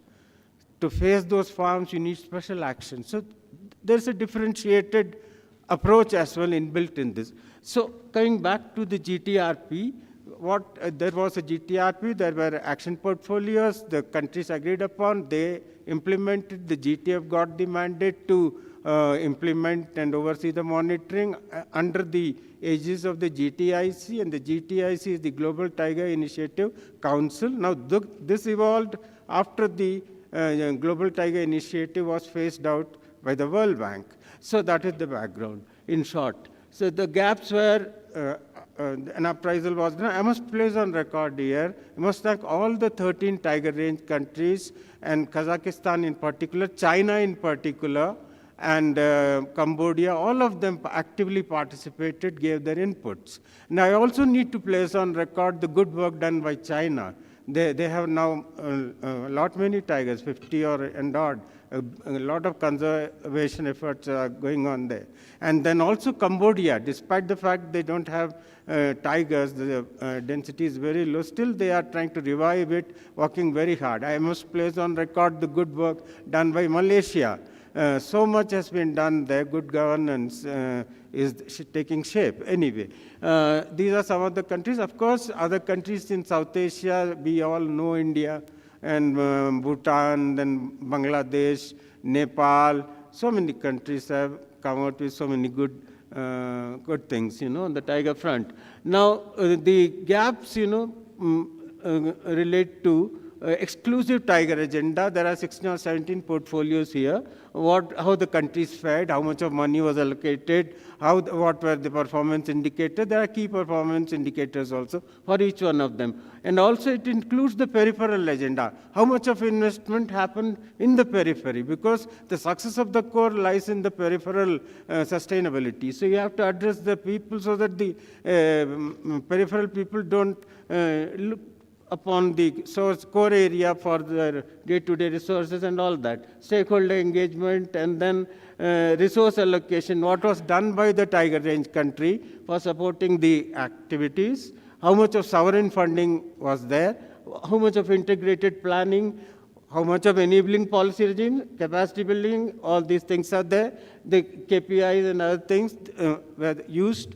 And then after doing all this, the overarching thing which emerged was, what is the wild tiger status 3 countries lost since its launch?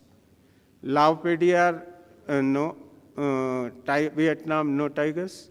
Cambodia, no tigers. And then Myanmar, they are doing the best, but still we went there, we prepared a plan also for Timothy, the situation is not good. South Asia, we can say, it's below optimal. With extinctions in 3. GTRP2 now evolved from GTRP1 based on lessons learned. So it has several of these archetypal thematic portfolios along with some special ones. And this was released here in Bhutan last year. We came and this was released. Then I need to move fast. Now these are the normatives which are there, and I won't be reading out all these things. Right from enabling law to anti-poaching to so many things are there. Then the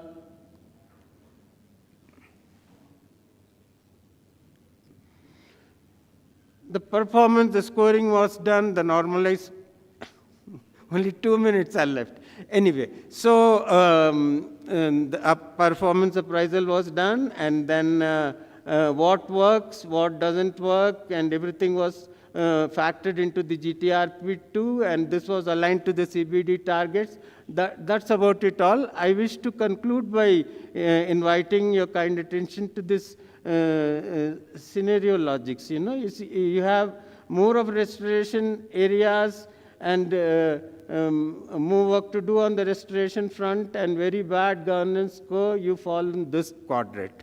So this we need to do at length for all TRCs. That was about it all. Some 3 or 4 cardinals leave the presentation apart in this context. I again compliment the partners, alliance partners for this great work. Now, the 3 or 4 things, number one is, we should keep in mind, I am sure we are, about the tiger sustainability. No action and no particular activity should be factored into the fund generation mechanism, which should harm the tiger interest, tiger ecology.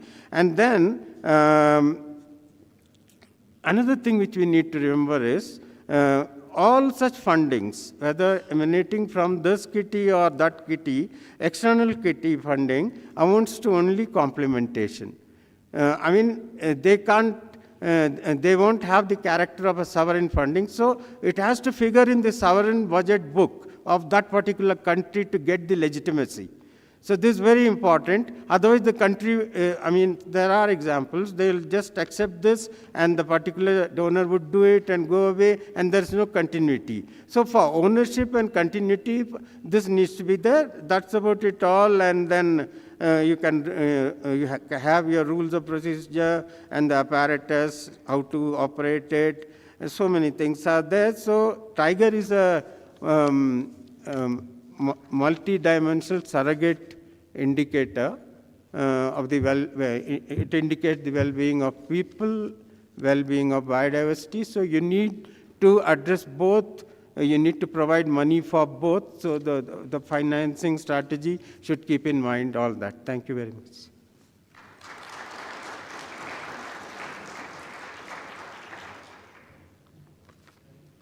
Thank you, Rajesh. He has broken a record. I've lost a bet. He is finished within 10 minutes. So I would like to invite Joe Walston. He's currently the Executive Vice President and Head of Global Conservation Program of the Wildlife Conservation Society. At WCS, he has also held posts advising on global conservation and country-level projects. He has published extensively on forest ecosystem, protected areas, and global approaches to tiger conservation. Joe, you're very welcome.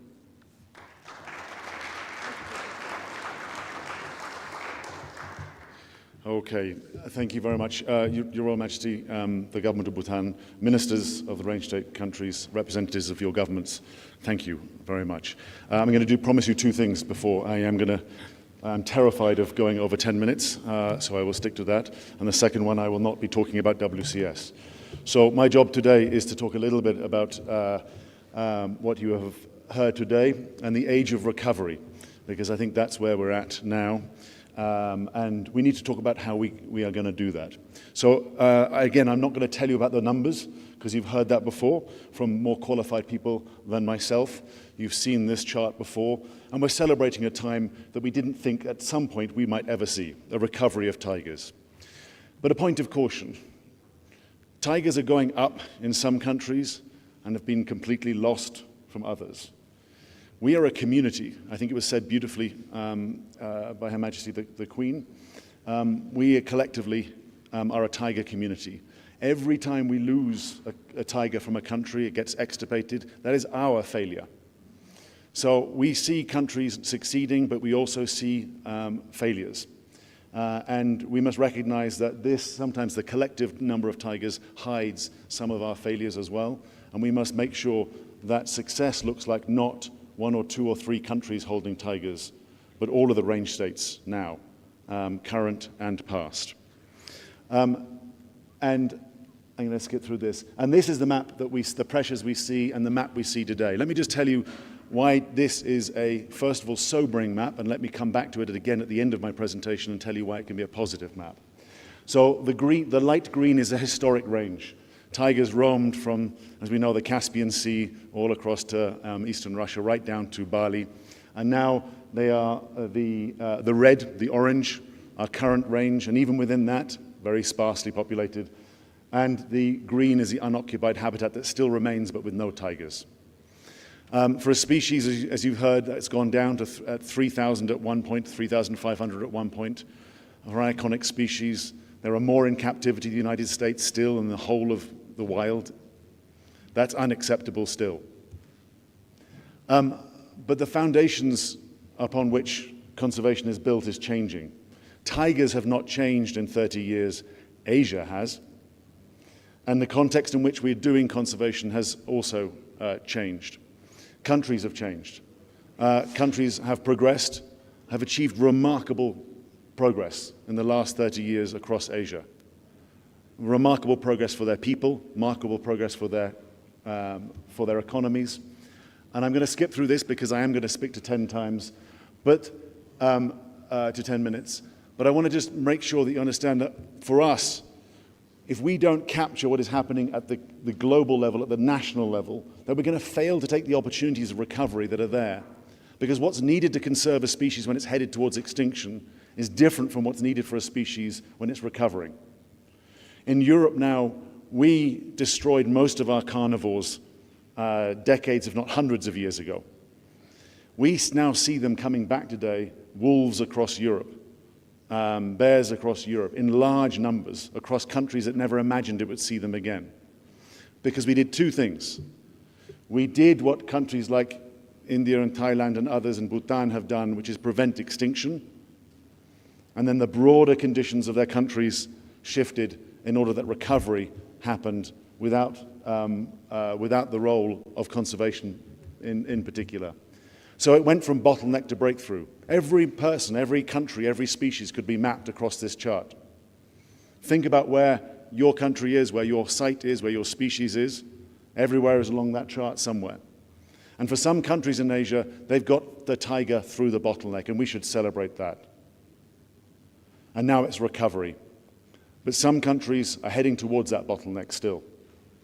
And that takes very different approaches. So I'm going to take two examples to celebrate a little. And again, nothing to do with WCS, but I'd like to take the chance to, again, look at a little bit why this has been. So this is as Rungnapa presented from the government of Thailand, the Western Forest Complex in Thailand. If you haven't been, shame on you, you should. But also, it's one of the most remarkable success stories. When I first joined conservation, Thailand was an example of decline.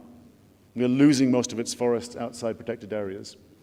And Thailand developed its own system based on the principles and science developed in conservation, adapted it for the Thai context, and really developed a very powerful but simple model for it. And now it's a common model that we know. It's in our plans. Rajesh referred to it. GTI have been supporting it in its past, and we now see it in many places. And the results were remarkable. Oops, I'm sorry. Thailand has successfully reversed its decline, and now it's looking at not just the numbers, but very, very intelligently, Thailand is looking at the other metrics of what success looked like. Representation, distribution, coverage, all those things you need to make a population robust. The second one I want to take you to is a place that means a lot to me personally, is the Western Ghats in India. Embarrassingly, that was 30 years ago when this is 30 years ago, overlooking Parambiculum in India. I stood there and almost gave up in conservation before I had started. And the reason was I saw tiny, tiny protected areas in a sea of poverty, in declining populations. And I thought, what's the point? What's the point of that? Where does this take us? How do you address these fundamental problems? And this was a map. These are the green areas of the tiger reserves or protected areas, and these are these islands. And that was it. And there was few, and the populations were declining. But what the Indian government has done since that time is this. These are the recovery and restoration and reconnection. Because they held on when times were worse, when it was going through that bottleneck. As India changed as an economy, as India changed as a nation, as India changed, so did the scene for conservation, the context for conservation. And now, today, we see they've had to double their estimations for their targets for tigers. Why? Because instead of people like me traveling to these sites, and this is what it looks like today, you have now the middle classes of Bangalore, from a sleepy little town to a burgeoning global hub of economic development, a driver of movement out of poverty, the development of the middle classes who are now advocating, paying, and voting for nature. This is where the shift of conservation has happened, has moved from an NGO, sometimes supported and driven when it's at its worst times, to a government taking on not only full responsibility for conservation, but a country moving out of its own bottleneck and able to extend beyond the prevention of extinction. And that is what conservation has been. In 150 years, our job has been to slow decline, prevent extinction. That is not an investable proposition. And as we talk about sustainable financing and encouraging the world to invest in tigers, we need to think about the investable proposition, not slowing decline, not avoiding extinction. So we need to look at these Thailand, and then look at India, and look at other cases of success like Bhutan. But we also need to not take our eye off the fact that many countries and many populations are still heading for extinction at the same time. And we have a collective responsibility for that. So we know now, that map again, that in Asia, forest without tigers is just trees. We know the connection between climate change and biodiversity now. We know tigers are the best representative of healthy forests. Thereby, their definition, they're most robust and resilient in the face of climate change, will deliver the greatest benefits. And just as we see the bison in the United States that got down to the last few hundred, that is now the symbol of a broader restoration, not just of a species, a restoration of ecosystems, habitats, culture, and regeneration. The tiger is now, should be that. That's the investable proposition. Asia taking control of its icons, being its natural icon for its own restoration, economic reforms and dominance, and really the sign that we've moved away from prevention of extinction. We should celebrate it, but it's not enough. This, by the way, I don't want to say they're not here today. This is Gunung Loisa in Sumatra. If you don't know, it's one of those areas where if we don't save tigers here, as a community we have failed. It's one of the most special areas. I encourage you again to think more about it. But here is a large area, the last area in the world that has tigers, elephants, and orangutans in the same place. And tigers can thrive here. The question is whether this is going to go through its bottleneck with tigers healthy, or it's going to get down to its last and possibly even see extinction. So I want to finish with this map again, and then look about this map not as a map of decline, but as a map of the future. Because you look at that dark green, let's fill it with tigers. There's no reason now, with these economies, with these countries now, that we couldn't fill the dark green areas with tigers again. We've done it around the world. There are carnivores now around the world that have gone from almost zero, but not zero, back to large, burgeoning and increasing populations. There is absolutely no reason why Asia, in many parts of Asia, should not be doing that now. But our responsibility is across that map. As I said, from the representative from Kazakhstan to Russia to China, down to Indonesia in the south. Our responsibility is to the collective. So I finish with three things. We need to do three things.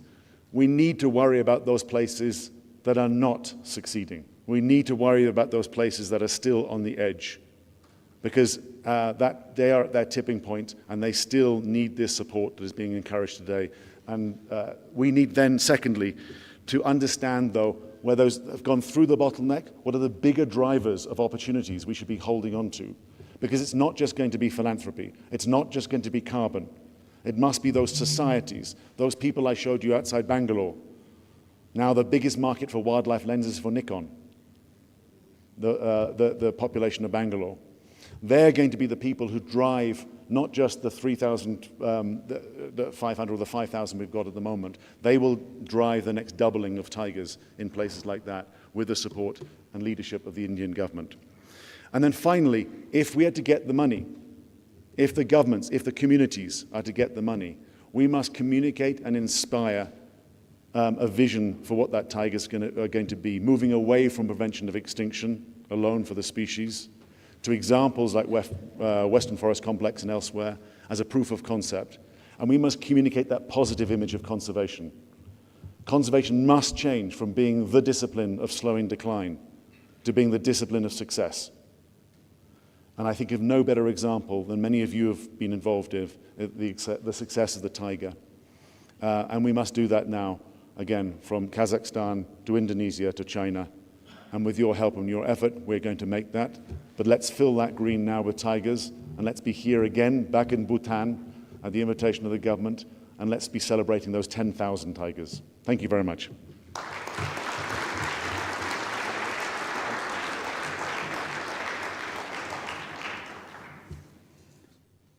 In the World Bank, we've done a study about these tiger habitats and found out that there were deep pockets of poverty. The income of people dependent on forests was much lower than other areas. So it is important to also realize the role of what Joe has been talking of national parks emerging as engines of economic growth for these people. I just asked Monish, the gate money for just one Ranthambore for a year is $10 million. There is this explosion of Indian tourists into national parks. So it's a great thing. But we'll have to think much broadly. We'll have to think about poverty alleviation. We'll have to think about what Joe has been talking about, the future. And we'll have to enhance the quality of management of these national parks by professionalizing them. So it's a big deal thing. We also have these issues of tiger towns in India. The towns are surrounded by national parks. So that's another issue which I don't want to dwell upon it. I really want to thank you for a brilliant presentation. Thank you, Joe. I believe you needed more time, but, well, whatever it is. Zenzi Suhadi.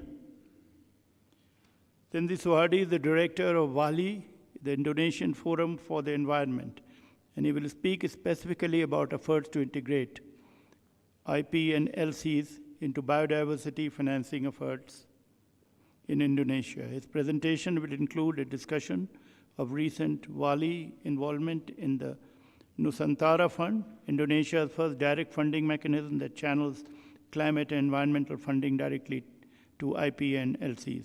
Zenji is from Sumatra and is familiar with the complexities and challenges of delivering tiger conservation, community well-being efforts.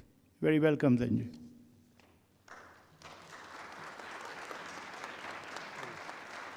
You have 10 minutes and 30 seconds.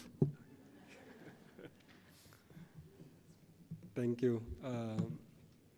My name is Zenzi Swadi. I'm Executive Director of WALI. Thank you very much for having me here. Please speak into your mic. Yeah. I'm coming from Sumatra Islands, but I'm staying in Jakarta, in capital city. WALI is the biggest forum environmental in Indonesia. We have members, 504 organizations, and we working in 29 provinces with 29 offices in Indonesia. WALI established 43 years ago, 1 year before I'm born in Sumatra. Our experiences and basic approach is community organizing and community empowering. In last age, Indonesia have 3 subspecies of tiger: Sumatra tiger, Bali tiger, and Java tiger. But right now, only 1 subspecies live in Sumatra. And I want to see what happened in Sumatra. And I'm just worried if we not take seriously action in Sumatra, in next age, our conference not talk about the tiger. but talk about the picture of the tiger. The habitat of tiger in Sumatra under seriously threatened and pressures. The first one causes by the monoculture plantation, and second one because mining.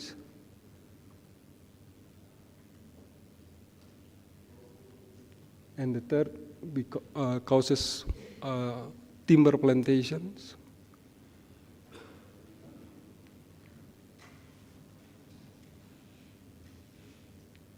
And my organization, in 40 years, we working do anything in Indonesia. We against governments, against corporates, to protecting the habitats, to protecting humans, to protecting the ecologies. And right now, we identify 19 tribes, local communities in Sumatra who have local wisdom, live together with the animal, with the tiger, to restoration the habitat, restoration the corridors, and restoration buffer zone of national park. In 10 years, we restoration 1 million hectares in Indonesia, and half of this area in Sumatra. I take one example.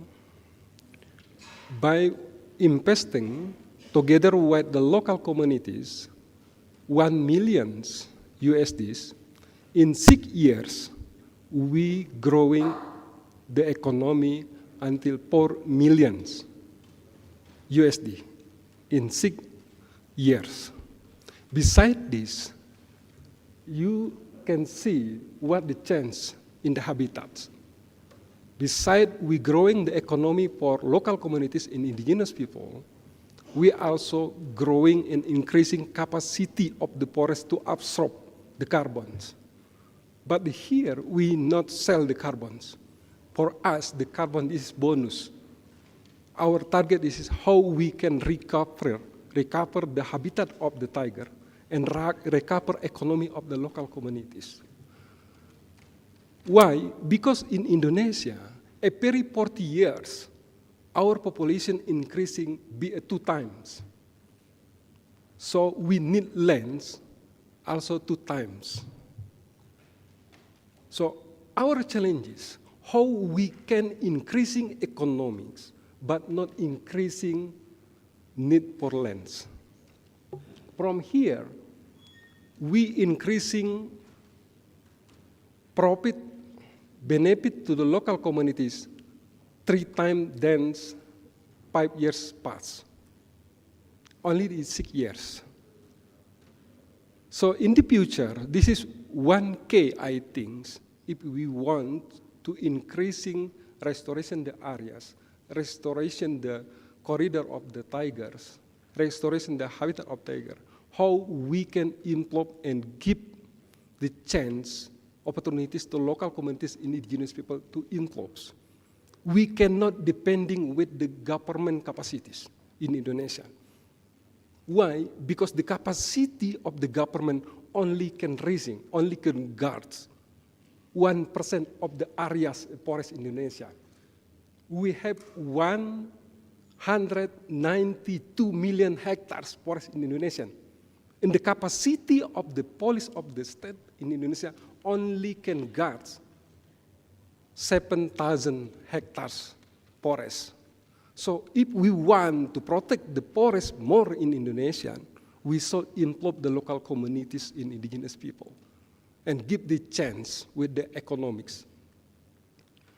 And here, with the experiences, restore the area, restore the economics, we identify if we want increasing the number of economy in local communities, we should involve to increasing market and capacity production of the local communities in 33 species, coffee, and also cacao in Indonesia. Following this one, last year we established funding mechanism directly to local communities and indigenous people. 20 years ago, while he organizing many indigenous people, we established the organization of the indigenous people. We call AMAN, Aliansi of Masyarakat Adat in Indonesia. In 20 years ago also, when we organizing many local communities in farmer, we established the name of the farmer unions. In last year, we, together with the organization of the indigenous people in farmer unions, we create the funding mechanism to support the local communities, indigenous people. Why we create funding mechanism to local communities, indigenous people? Because we want change our strategies with the indigenous people. In the past, we employ indigenous people, local communities, to work what we want. But right now, we change, we provide financing to support what the indigenous people in local communities want, what their plans, what the challenges in them. Last year, 684 local communities, indigenous people applied to us to support, but we only can support 79 proposal.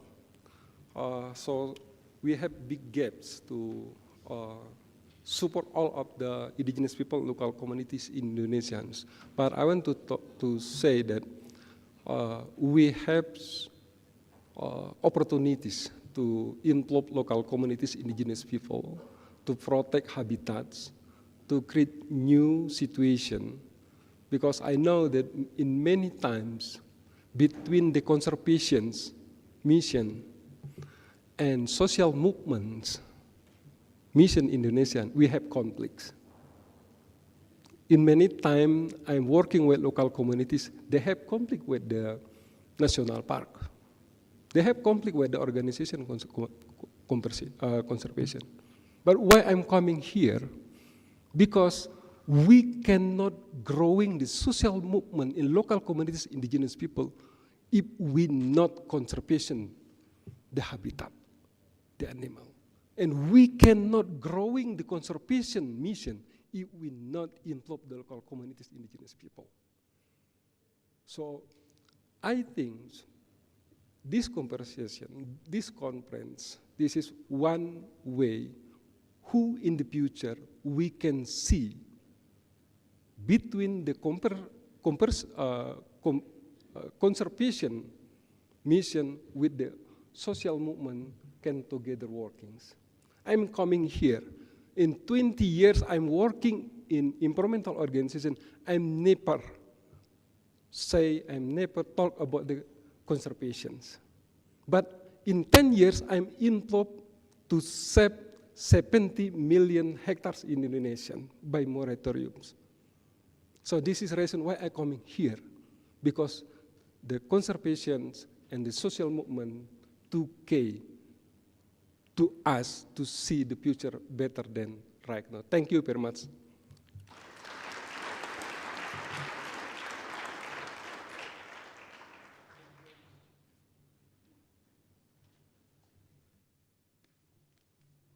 Well, there are 2 bonus minutes, no, for the next speaker. Stephen Obbs. Mr. Stephen Obbs is currently part of the management committee of KfW Development Bank. In this role, he oversees and advises on the allocation of resources to global development and conservation initiatives.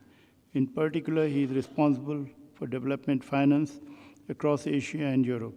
In previous roles at KfW, he has been responsible for policy and strategy of development finance across Latin America and has been Director of Development Finance for Southern Asia and Central Asia.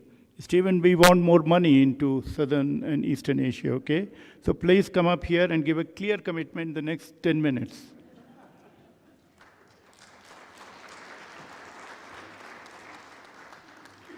Thank you.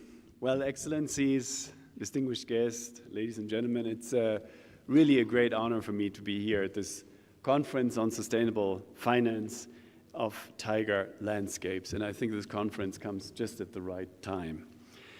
I'm representing KfW, that is the National German Development Bank, owned by the German government, and on behalf of the German government, we do development finance in over 80 countries in the world. And one important field of action is conservation finance. That has been actually a subject very dear to the German society for many decades now, and that thus also for the German government. And so through this, our engagement in protection of biodiversity has come up to a portfolio that we have now financing of more than 3 billion euro worldwide. And I think with this, we probably belong to the largest financiers of protecting biodiversity in the world. And most of that funding is, in fact, grant funding.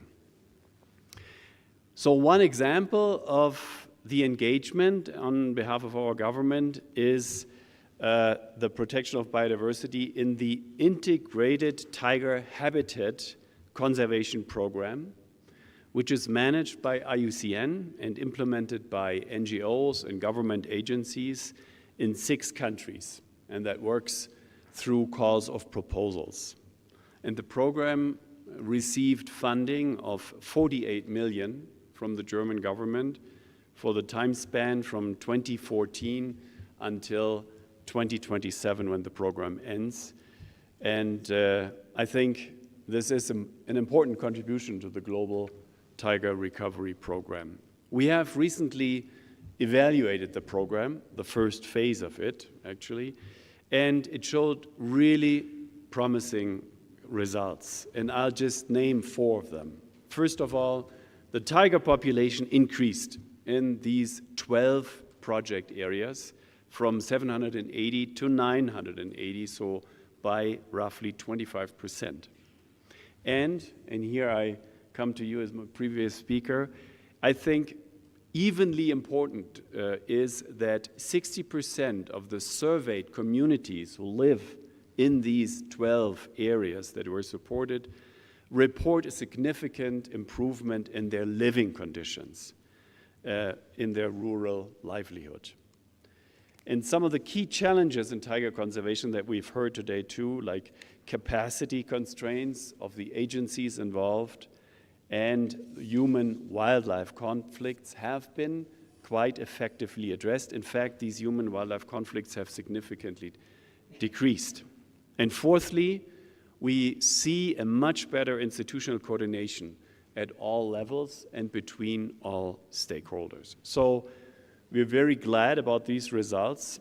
And if you ask for lessons learned, actually, they mirror the state-of-the-art of biodiversity protection, which is mainly 2 things, I think. One is the active participation of the affected and often marginalized communities to build trust, to raise awareness, and to promote alternative livelihood.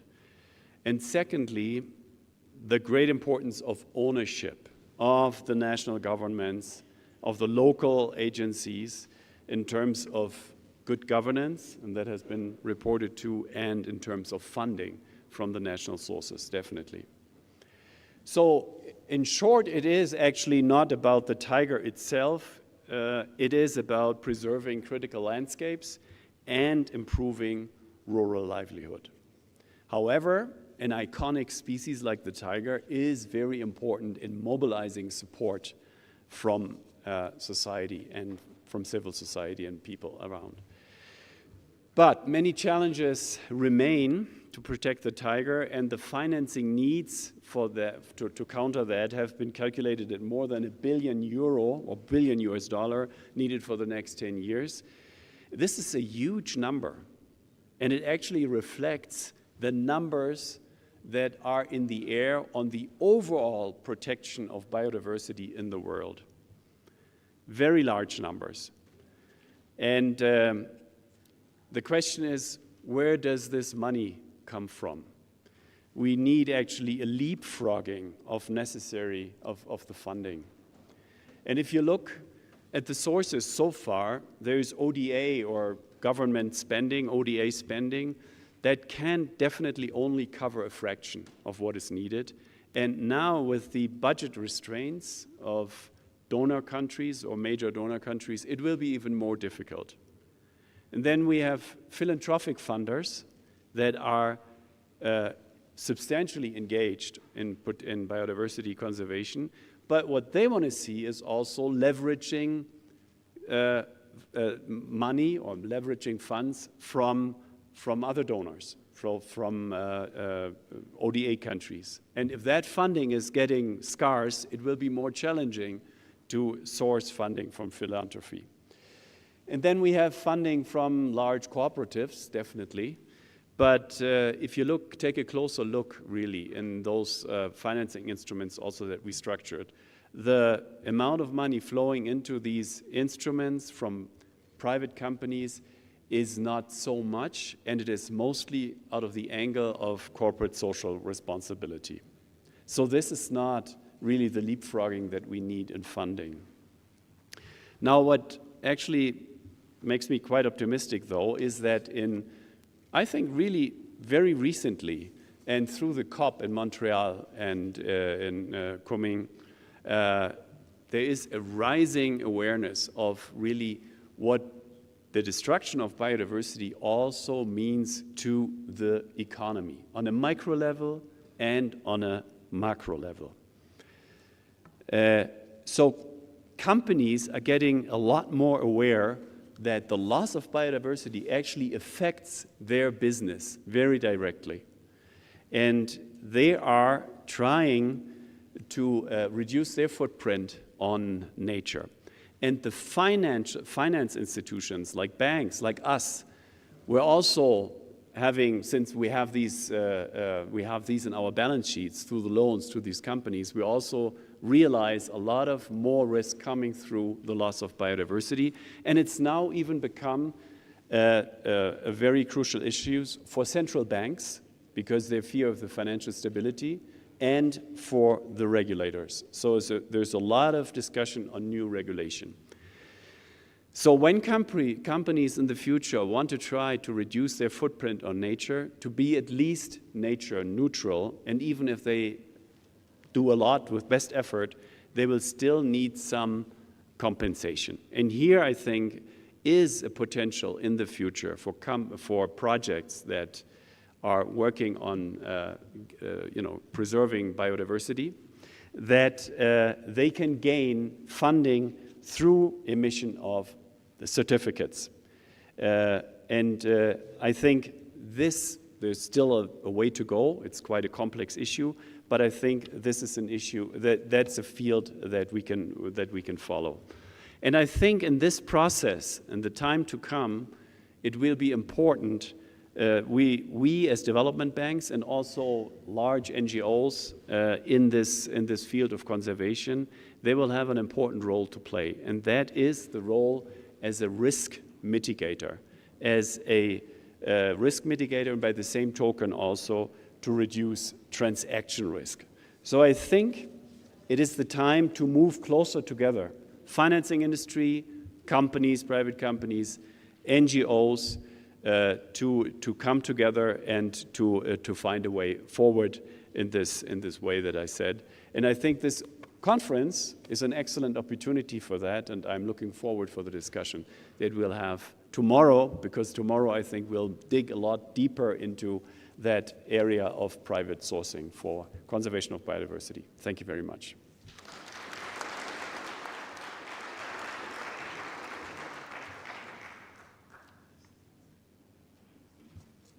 Thank you very much, and I get now 5.5 minutes to convey some things for you. I'm also involved with urban development in my country. I deal with, on one side, billions of dollars of budget, which we hardly can spend. And I'm also involved with conservation, where the budgets are not even 1% of that budget. So we are faced with a very major issue, which I have been noticing right from the time when we started the Global Tiger Initiative. The environment budgets, including, and the Honorable Minister is sitting here, including tiger budgets and other things, are not even 0.5% of what is being invested on infrastructure.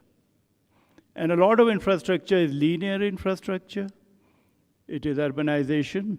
It is roads going through and cutting down corridors. So I think we'll have to think really big in making policy changes and making it imperative that the percentage of investments in environment has to go up. It's not going up, frankly. And with the recession and all being talked about, it might even slide.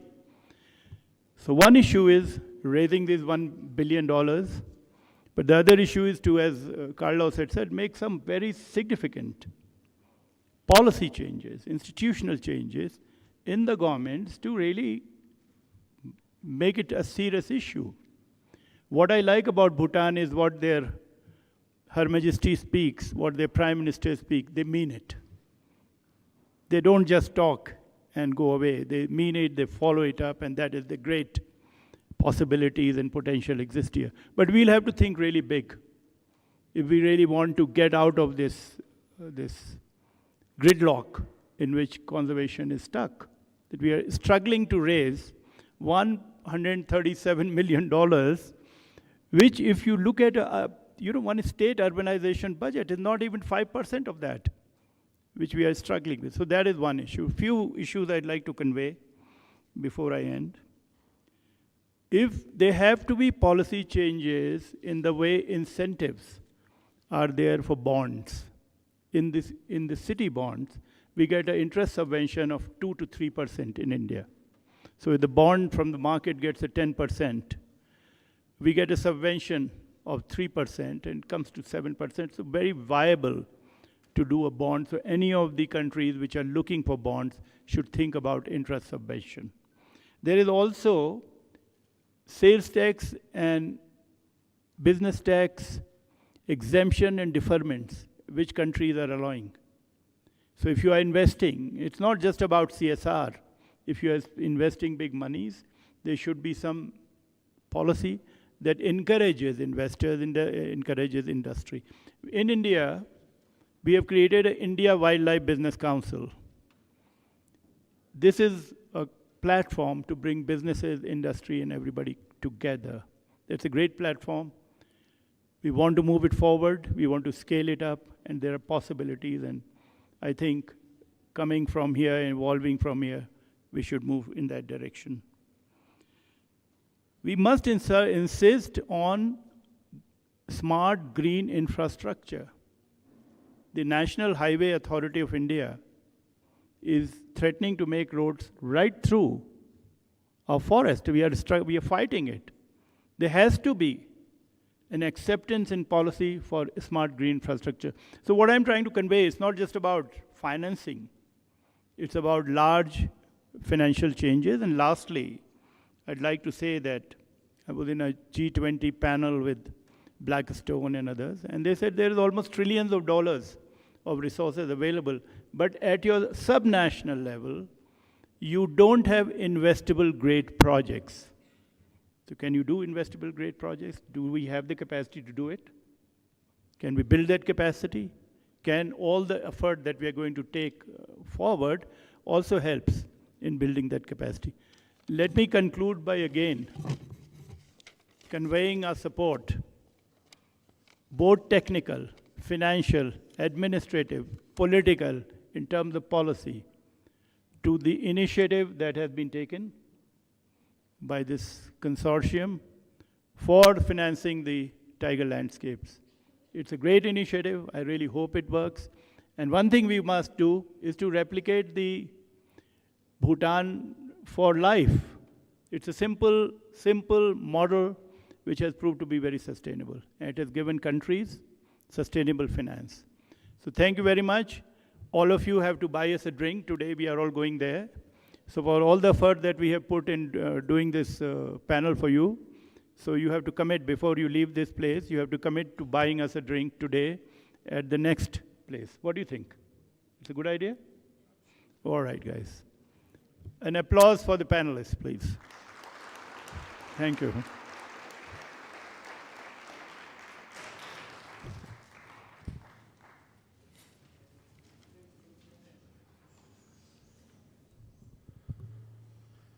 Thank you to our respected moderator and the presenters for an engaging session. There are a lot of insights we will take with us into day 2. Moving on, we have a video address by Her Excellency Razan Al Mubarak, UN Climate Change High-Level Climate Champion, UNF's 𝐶𝐶 COP28. Your Excellencies, distinguished guests, distinguished delegates, and champions for a brighter future, I am deeply honored to address you here today.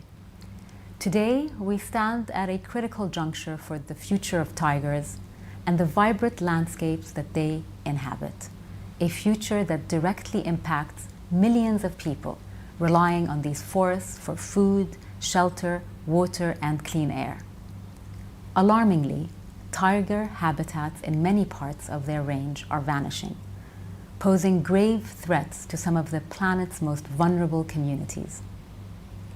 While we see hopeful signs of the global tiger population stabilizing and even increasing, tigers are found in fewer places today than they were in 2010. The ongoing loss of these crucial forests and their native species signals dire consequences for biodiversity and climate, not only in Asia, but globally. The key to reversing this trend lies in the hands of those whose very lives and livelihoods are intertwined with the fate of the tigers and their landscapes.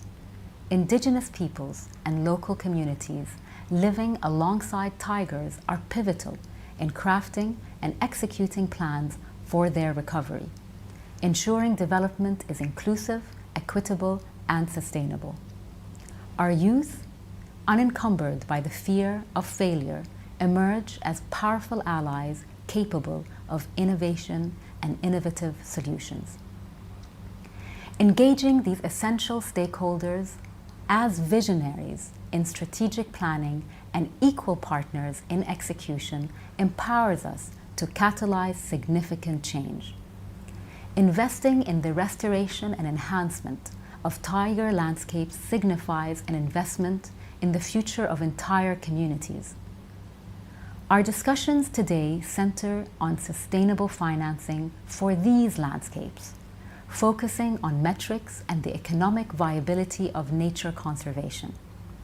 However, I urge us to also consider the invaluable, those aspects difficult to quantify, yet intrinsic to our existence and the existence of our natural world. Indigenous wisdom, seeing tigers as central to their forest relationship and way of life, offers profound insights and innovative solutions. I commend your leadership and commitment gathered here today. Together, let us pave the way for a future where both tigers and humanity thrive in harmony. Thank you.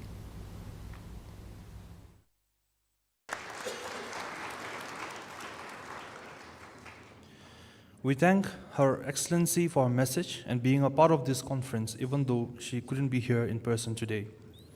We are now nearing the end of day 1, and what an eventful day this has been. It is my honor to request our next speaker, the Director General for Biodiversity, BMUV Germany, Dr. Christian Paulus, to please deliver the closing address.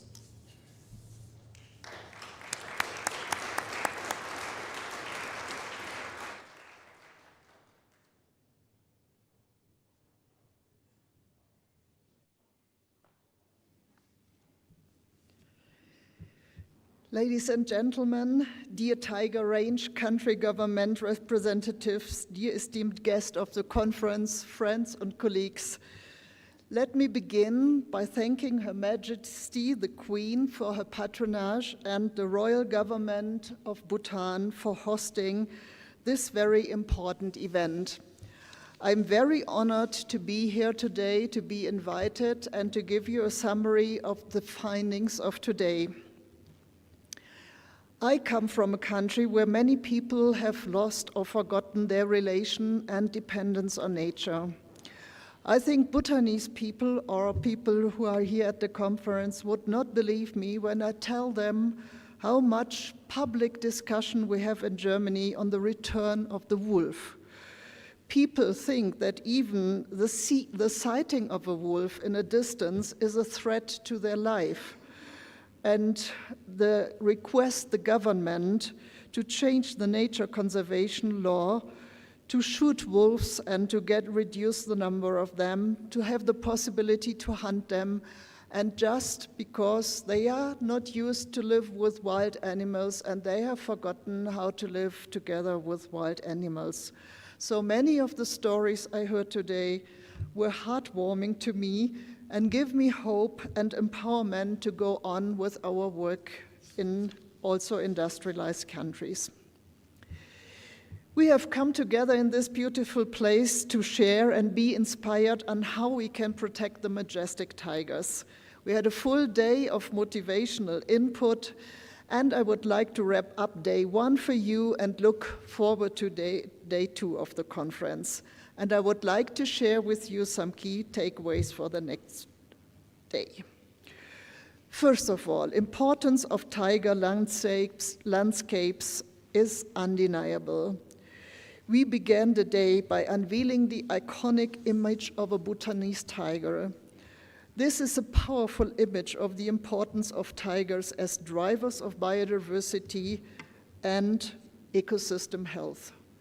Tiger landscapes are very important locally and globally. They are home to tigers and many other animals. They play a critical role in keeping nature in balance and supporting nearby communities. These places also hold deep cultural significance for local communities. We started with this very inspirational framing from both Her Majesty as well as from the Prime Minister. They demonstrated how the protection of tigers and human well-being can be matched very well. Their stories and their enthusiasm was just carrying me away. Carter Roberts told us about the importance of leadership and the power of cooperation. This is the first time of the first meeting of the tiger financing community, and I have heard voices saying this conference has the potential to be a game-changing meeting. Let me also mention the outstanding example of the Royal Highness, the Crown Prince of Pahang, has given to us. Despite all the pressure of logging, agriculture, and the urgent need of development, it has been possible to set up a new tiger reserve in a very short time with innovative finance mechanisms, also for the sake of the local communities. I wish Malaysia all the best for this project. In the afternoon, we heard about the commitment of partners of the coalition and of the range stage of countries who have been succeeding in increasing the number of tigers, in countries who do a lot of recovery, and even countries who will reintroduce tigers like Kazakhstan, our newest member of the Tiger Coalition. So welcome, Kazakhstan, to this nice club here. There are also overall key lessons. It seems to me that a lot of people here come together for the first time and have not been in contact and connected before. So collaboration is in the center of this partnership, and I feel that there is a great atmosphere of collaboration here in this room instead of competition, which is sometimes the case when people are showcasing their work. I'm convinced that many new contacts are resulting from these meetings and will increase the web of cooperation. We have learned that economic growth is possible in alignment with ecological integrity, and we should learn from each other on new financing mechanisms. That thorough investigation on how to spend money right is important, on how to spend money on scientific base, and all this is crucial. And the network and the advice from the partners will support us in investing our funds effectively. All this information and input leaves us well prepared for day 2 of the conference. Looking ahead for tomorrow, we will start the day with the interesting panel discussion exploring how implementing tiger landscapes conservation can contribute to the global goals of biodiversity and climate. The day will continue with the presentations on innovation in nature finance and a panel discussion on how to close the funding gaps in tiger conservation. And I would like to mention one example from the government of Germany. We have been supporting the Biodiversity Finance Initiative, BioFin, which I hope many of you have heard about or are already member. This is a pioneer project that supports over 40 countries in validating their financial needs for a long time. And this initiative shall identify finance solutions required to achieve the GBF and the biodiversity-related SDGs. We have a decade of experience now, and this initiative illustrates that once you go and align existing finance mechanisms with specific conservation efforts more explicitly, both on species level and on landscape level and the broader ecosystem level, you can spend your money much more efficient. There are opportunities emerging for sustainable financing, and many existing financing mechanisms can support conservation.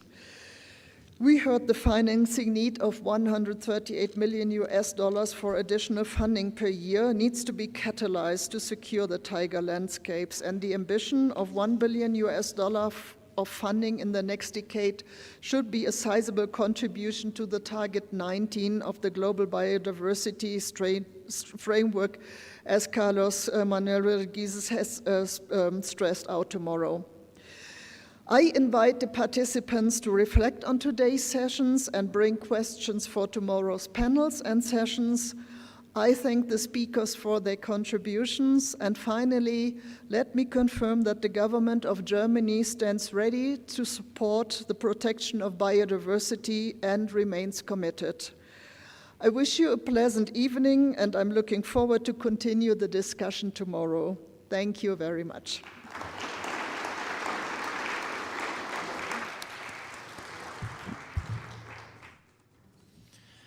Thank you, Dr. Paulus. For the insightful closing remarks, we are grateful for your presence and leadership. So that brings us to the end of day 1 of the first ever Sustainable Finance for Tiger Landscapes Conference. Ladies and gentlemen, we hope you feel enriched by the conversations you have had today and the speeches and discussions you have witnessed. Before we disperse, we have a few logistic announcements, so please bear with me for a minute.